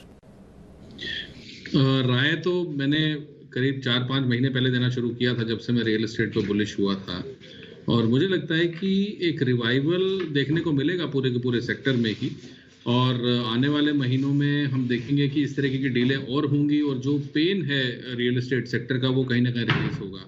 अभी हमने देखा कि खास करके जो रेजिडेंशियल रियल एस्टेट था उसमें अच्छी तेजी देखने को मिली। उसके कुछ बुनियादी रीजंस थे। नंबर 1, इंटरेस्ट रेट्स, बहुत निचले स्तर पर इंटरेस्ट रेट्स हैं। अगर आप जितनी भी हाउसिंग फाइनेंस कंपनीज हैं उनके आप डिसबर्सल्स देखिए, चाहे वो HDFC हो, कैनफिन होम हो, LIC हाउसिंग हो, उनमें एक बहुत ही रिकॉर्ड तेजी देखने को मिली है। बैंक्स ने भी बहुत अच्छे डिसबर्स किए हैं होम लोन्स, और इस बार जो फेस्टिव सीजन में दिवाली और दुर्गा पूजा के आसपास जिस तरीके की बुकिंग्स आई हैं, मुझे लगता है कि वो एक रिवाइवल सिग्नल है।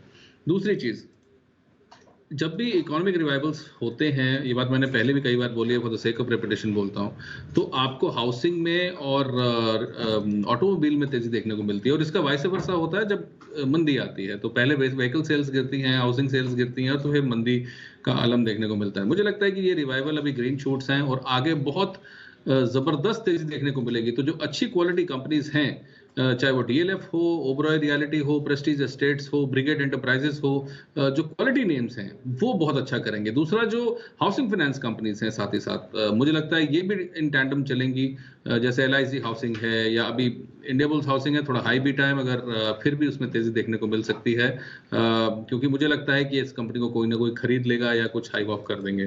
तो पूरे के पूरे रियल एस्टेट क्षेत्र में चाहे पहले रेजिडेंशियल उसके बाद कमर्शियल, क्योंकि इंडिया ये जो अभी बात करी जा रही है डीएलएफ का एक कमर्शियल नाम है, तो धीरे धीरे जैसे नॉर्मल सी वापस आएगी तो कमर्शियल रियल एस्टेट में भी तेजी देखने को मिलेगी, जो बिल्कुल डिस्काउंट कर दिया गया था 5-7 महीने पहले।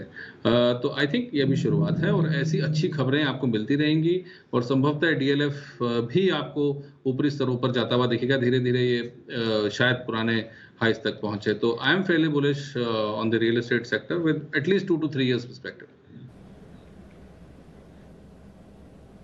बिल्कुल, तो रियल एस्टेट रिवाइवल के लेवल पर और बड़ी डील्स आ रही हैं, बड़ी कंपनीज भी फोकस में रियल एस्टेट पैक की।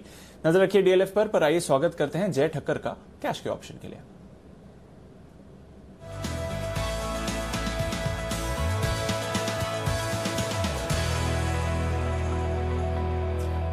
बताएं Jay. Good afternoon to Deepanshu. Deepanshu 30,600 का तो हमने जो कॉल ऑप्शन दिया था बैंक निफ्टी पर मॉर्निंग में, एंड उसमें 515 तक के हाइज लगे थे, वहाँ पे प्रॉफिट बुक करने की सलाह दी है। अब 30,850 हो गया है बैंक निफ्टी और मुझे ऐसा लग रहा है कि यहाँ पर 30,700 का आप कॉल ऑप्शन लेकर चले। मुझे ऐसा लग रहा है कि एक्टिविटी थोड़ी बहुत हायर एंड पर शिफ्ट हो रही है। जैसे निफ्टी ने प्रीवियस हाईज निकाले, नया हाई लगाया, ऐसे ये भी निकाल सकता है। मुझे ऐसा लग रहा है 30,700 का कॉल ऑप्शन अगर आप देखें तो 415 पे मिल रहा है, ये लेकर चलना चाहिए। इसका स्टॉप लॉस आप रखिए 275 का। 415 पर आप 31 दिसंबर एक्सपायरी का 30,700 का बैंक निफ्टी का कॉल ऑप्शन 415 पे खरीदिए, 275 का स्टॉप लॉस। दीपांशु पहला टारगेट ऊपर में जो बन रहा है वो है 518 का 518, एंड सेकंड टारगेट लगभग बनेगा 574 का 518 574। ये दो टारगेट्स के लिए आप बैंक निफ्टी का 30,700 का कॉल ऑप्शन इसीलिए भी खरीद सकते हैं बिकॉज वीकली चार्ट्स पर बैंक निफ्टी ने लास्ट वीकली ट्रेडिंग सेशन में एक हैमर कैंडलस्टिक पैटर्न फॉर्म किया था। निफ्टी में जैसे वेव 4 खत्म हुआ है, ऐसा बैंक निफ्टी में भी ये हैमर कैंडलस्टिक पैटर्न के साथ वेव 4 खत्म माना जा सकता है, और उसी के साथ प्रोबेबिलिटी बढ़ जाती है कि प्रीवियस हाइस को निकालकर जो 30,932 के आसपास के थे, जो आज टेस्ट कर ही ऑलमोस्ट थोड़ा रिवर्स हुआ है, मुझे ऐसा लगता है उसको निकाल कर 31,000 के लेवल्स भी निकाल सकता है bank Nifty. I am hopeful for that. और 31,000 निकल गए तो फिर तो और भी अच्छे लेवल्स हमें देखने मिलेंगे। सो बैंक निफ्टी का ही 30,700 का कॉल ऑप्शन लेना है। देखिए निफ्टी में ऑलरेडी एक अच्छा मोमेंटम चल रहा है, आई थिंक बैंक निफ्टी को कैचअप करना चाहिए। बिल्कुल, तो निफ्टी में बढ़िया मोमेंटम है, बैंक निफ्टी को कैचअप करना है, 30,700 की कॉल खरीदारी करनी है। ये है आपके लिए जय ठक्कर की राय। इस समय जबरदस्त एक्शन इस पर आ रहा है। जय, क्योंकि आप हमारे साथ हैं और आपसे सुबह इस स्टॉक पर चर्चा नहीं हो पाई, but last week Tata Elxsi पर आपने खरीदारी की राय दी थी, 4.5% ऊपर है। क्या चल रहा है काउंटर में, क्या करना चाहिए चार्ट के साथ? बिल्कुल, इनफैक्ट टाटा एलेक्सी पर हमने जो एक बाय रिकमेंडेशन दिया था दीपांशु, मैंने जैसे कहा था कि एक रेक्टेंगल पैटर्न में से तभी ब्रेकआउट आया था, एंड वो रेक्टेंगल पैटर्न लगभग 300 पॉइंट की रेंज थी, तो 2,000 तक के टारगेट्स बन रहे। शॉर्ट टर्म ट्रेडर्स जो है यहाँ पे प्रॉफिट बुक करना चाहते हैं तो कर सकते हैं दीपांशु, बट जो पोजिशनल ट्रेडर्स है वो अभी भी इसमें बने रह सकते हैं। इसमें मैं कहूँगा कि आज के लो का एक स्टॉप लॉस लगाइए आप 1760 का क्लोजिंग बेसिस के ऊपर, और 2,000 के टारगेट्स के लिए आप बने रह सकते हैं बिकॉज ब्रेकआउट समवेयर आया है 1700 के आसपास, और ये 300 पॉइंट की रेंज है रेक्टेंगल की, सो 2,000 के टारगेट्स तो बनते हैं। बिल्कुल, तो 2,000 के टारगेट्स आने वाले हैं पोजिशनल बेसिस पर, घबराइए नहीं। ये है आपके लिए टाटा एलेक्सी पर राय। सुमित जी के पास चलते हैं, सुमित के सुपरहिट के लिए।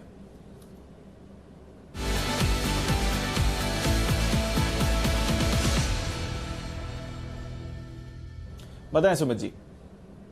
दीपांशु, कैश वाला स्टॉक वापस से रडार पे आया है और ये स्टॉक भी ऐसे ही भागेगा। ये स्टॉक अच्छा खासा तेजी के ट्रेंड के अंदर में है और अब ये यहाँ से एक अच्छा अपसाइड मूव दिखाने को तैयार है। स्टॉक का सीएमपी चल रहा है दीपांशु 58 रुपए, 58 रुपीज, और स्टॉक का नाम है एनसीसी लिमिटेड, एनसीसी लिमिटेड, जिसका सिंबल है एनसीसी। ये स्टॉक के अंदर दीपांशु आज क्लास वॉल्यूम देखने को मिल रहा है। जो फिगर्स में अभी पढ़ पा रहा हूँ 75 लाख शेयर्स के आसपास का वॉल्यूम देखने को मिल रहा है। कल का हाई स्टॉक ने जस्ट अभी ब्रेक किया है, स्टॉक तेजी के ट्रेंड के अंदर में है और स्टॉक मेरे को लग रहा है यहाँ से एक अच्छा अपसाइड मूव दिखाने को तैयार है। एनसीसी लिमिटेड के अंदर लॉन्ग पोजीशंस इनिशिएट करें, नीचे में 54 रुपए 50 पैसे का स्टॉप लॉस लगाएं। ऊपर में मेरे को लगता है कि एनसीसी के अंदर 62 रुपए का पहला टारगेट बनेगा और 62 रुपए का लेवल टूटने के बाद 68 रुपए तक के लेवल एनसीसी के अंदर देखने को मिल सकते हैं। तो ये स्टॉक एक स्ट्रॉन्ग मोमेंटम के अंदर है, स्ट्रॉन्ग तेजी के अंदर है, स्टॉक के अंदर खरीदारी करें। 62 से 68 के टारगेट्स के लिए 54 रुपए 50 पैसे का नीचे में स्टॉक में स्टॉप लॉस लगाएं। ओके, तो ये है आपके लिए एनसीसी। जबरदस्त तेजी में रहा है स्टॉक और एक बार फिर से एक्शन में आ रहा है। नजर रखिए इस काउंटर पर आइए चलते हैं अनिल जी के पास। आखिरी कुछ मिनट बाकी हैं बाजार बंद होने में, जान लेते हैं फाइनल स्ट्रैटेजी क्या है आज की।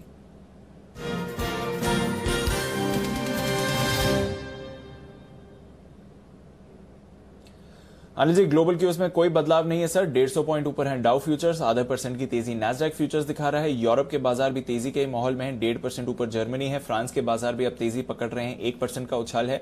यूके उतना बड़ा उछाल नहीं है बट पॉजिटिव सेंटिमेंट वहां पर भी बरकरार है। सर बताएं क्या करना चाहिए।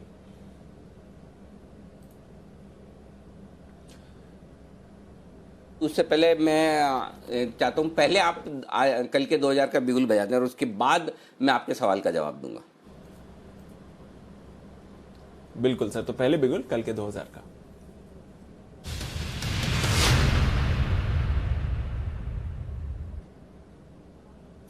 जी सर।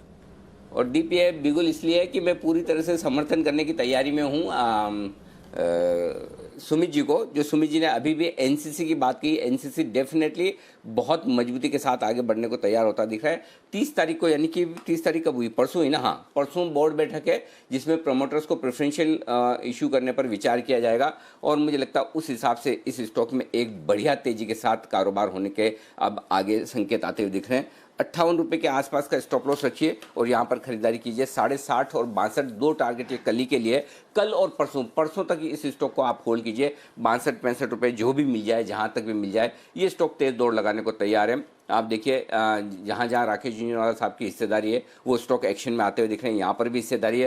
प्रमोटर्स खुद अगर प्रेफरेंशियल अलॉटमेंट लेने को तैयार है तो आप समझ सकते हैं कि उनका क्या इरादा है। और दूसरी बात यह है दीप के इंफ्रास्ट्रक्चर से रिलेटेड स्टॉक, कंस्ट्रक्शन से रिलेटेड स्टॉक, जैसे जैसे बजट नज़दीक आएगा ये स्टॉक भागने के लिए तैयार है। तो मैं सुमित जी से बिल्कुल धन्यवाद स्वीकार करने के लिए भी तैयार हूँ और सुमित जी का समर्थन करने के लिए भी तैयार हूँ। इसीलिए मैंने कहा कि पहले मैं आपको ये स्टॉक बता दूँ। तो एनसीसी लिमिटेड ये तेज दौड़ लगाने को स्टॉक तैयार होता हुआ दिख रहा है। देखिए वॉल्यूम देखिए, 1 करोड़ 11 लाख शेयरों का कारोबार आज हो चुका है। तो अगर सुमित जी थोड़ा भी लेट कर जाते हैं तो सुमित जी के पहले मैं देता। एक्चुअली ये तो हुआ ऐसा कि मेरा कंप्यूटर बंद हो गया थोड़ी देर के लिए, तो मैं कनेक्शन वापस चुस्त दुरुस्त करने में लगा हुआ था, तब तक सुमित जी की तरफ से कॉल आया। तो परफेक्ट कॉल है सुमित जी की तरफ से, एकदम बढ़िया। वो ये स्टॉक मजबूत होने के लिए तैयार है। अब आइए ओके, जो बात आप निफ्टी बैंक निफ्टी की कर रहे हैं, जो कल के लिए 3-20 की स्ट्रेटेजी, निफ्टी 13,875, 13,900 का आज ही का टारगेट, 10-15 पॉइंट इधर उधर, मैंने वही कहा 13,885 का हाई बना चुका है।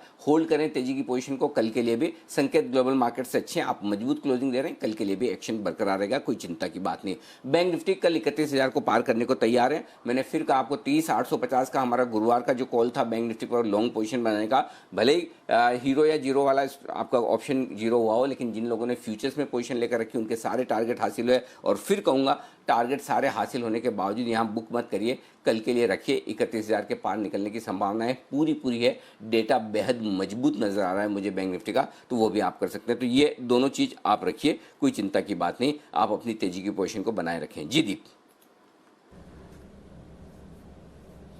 बिल्कुल, तो तेजी की पोजीशन को बनाए रखते हैं और कोई परेशानी की बात नहीं है। निफ्टी बैंक निफ्टी दोनों पर आप एक्शन भरपूर होता हुए देखेंगे। चलिए क्लोजिंग की तरफ मूव कर रहे हैं, आखिरी कुछ मिनट बाकी हैं। जल्दी से आशीष के पास चलते हैं, जान लेते हैं बैन से बेनिफिट। आशीष बताएं क्या बदलाव हो सकते हैं वायदा कारोबार के बैन में इस बार। दीपांशु देखिए, 2 स्टॉक फिलहाल बैन में चल रहे हैं। पंजाब नेशनल बैंक ये तो लंबे समय तक रहेगा क्योंकि 113% है मार्केट वाइड पोजीशन लिमिट, और साथ ही कैनरा बैंक यहाँ पर भी अगर आप देखें तो 82% है मार्केट वाइड पोजीशन लिमिट, बिल्कुल भी घट नहीं रही है। तो दोनों स्टॉक जो है बैन में बने रहेंगे। लेकिन सेल हम देख रहे हैं रोज लगातार प्रयास कर रहा है बैन में आने का। फिलहाल आज भी अगर आप देखें तो मार्केट वाइड पोजीशन लिमिट जो है 106% हो गई है।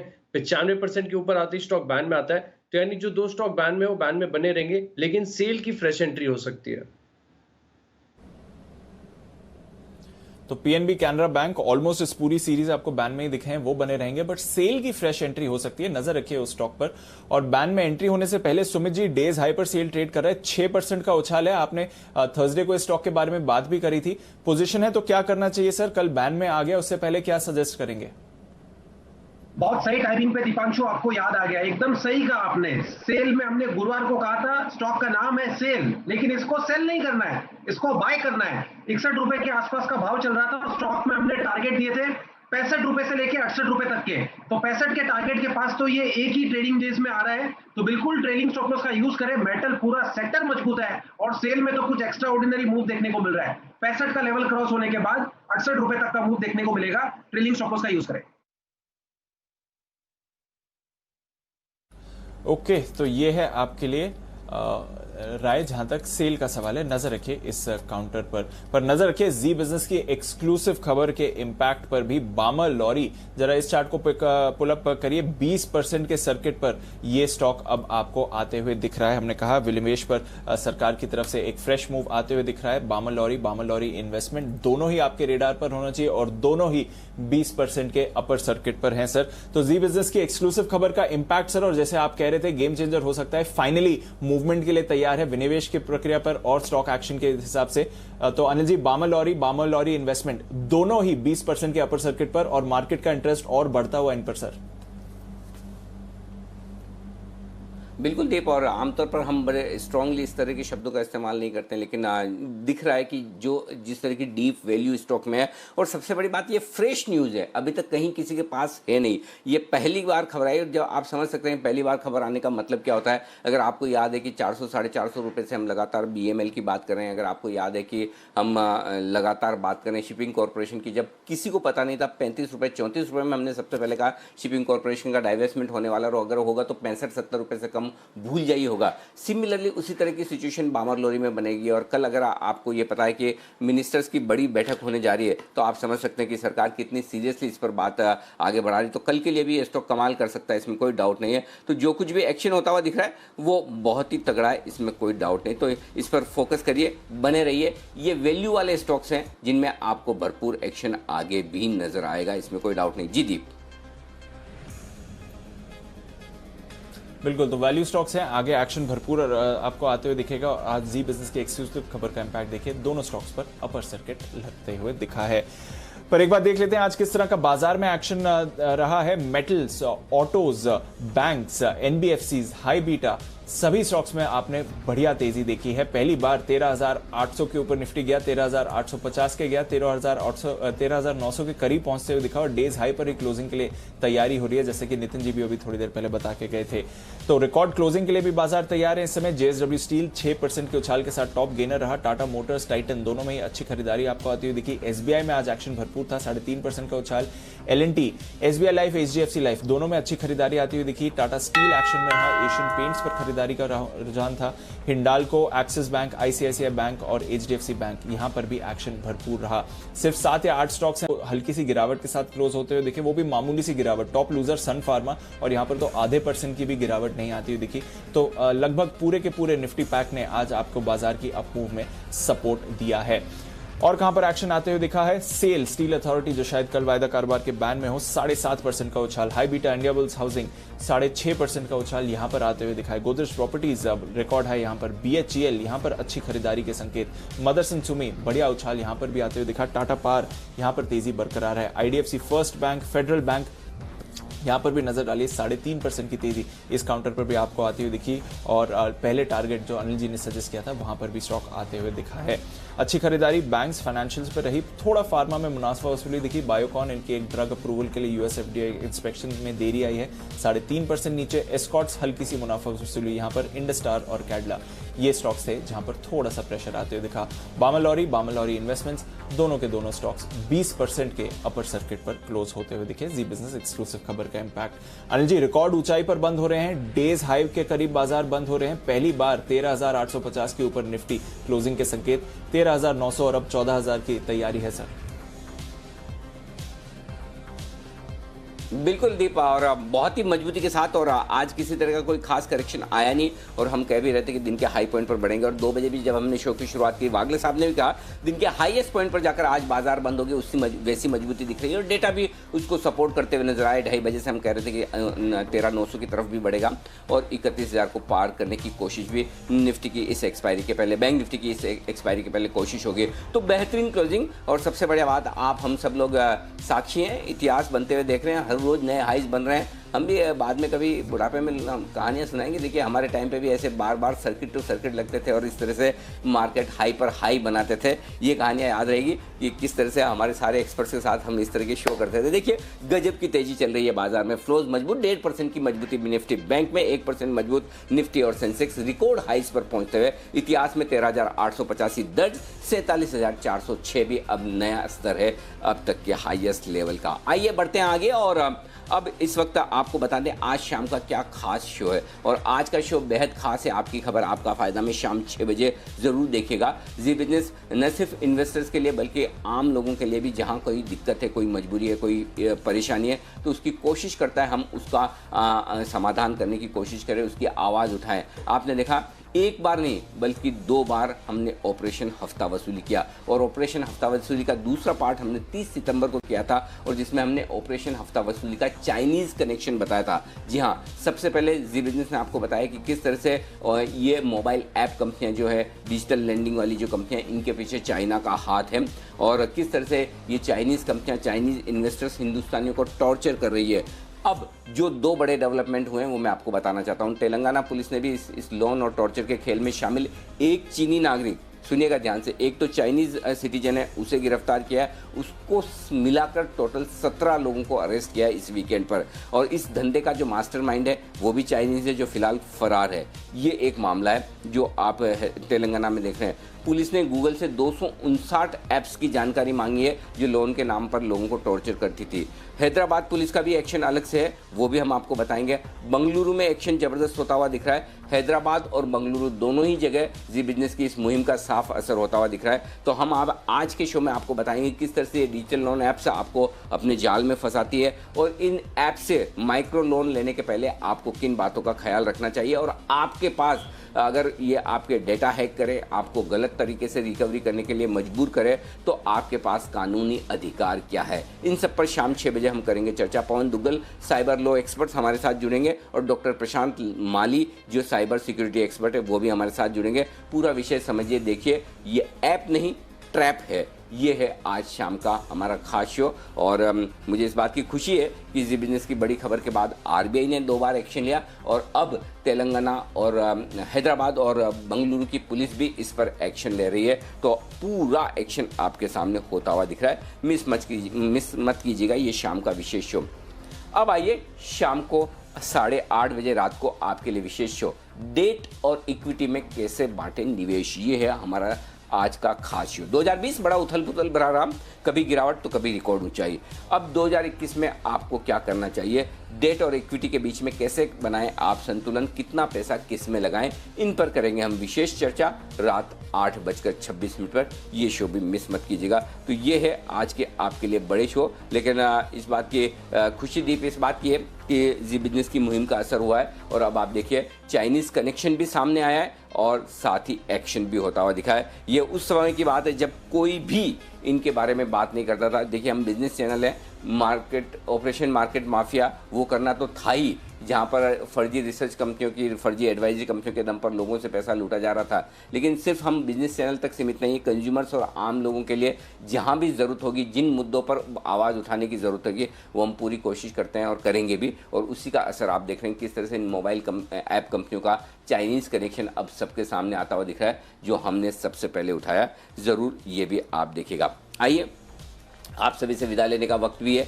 कुणाल जी, राकेश जी, वागले साहब, आप सबका शुक्रिया अदा करेंगे। चोपड़ा साहब का भी बहुत बहुत दिल से धन्यवाद, और साथ ही सुमित जी फुल फॉर्म में है। सुमित जी से तो मतलब ऐसा लगता है कि बातें करते रहे, उनसे सुनते रहे, एक के बाद एक कॉल्स जो आ रही है कुणाल जी, राकेश जी की तरफ से भी, और किरण जी और सचिन जी, आपका भी बहुत बहुत शुक्रिया हमारे लिए वक्त निकालने के लिए। तो चलिए मुझे और दीप को दीजिए इजाज़त।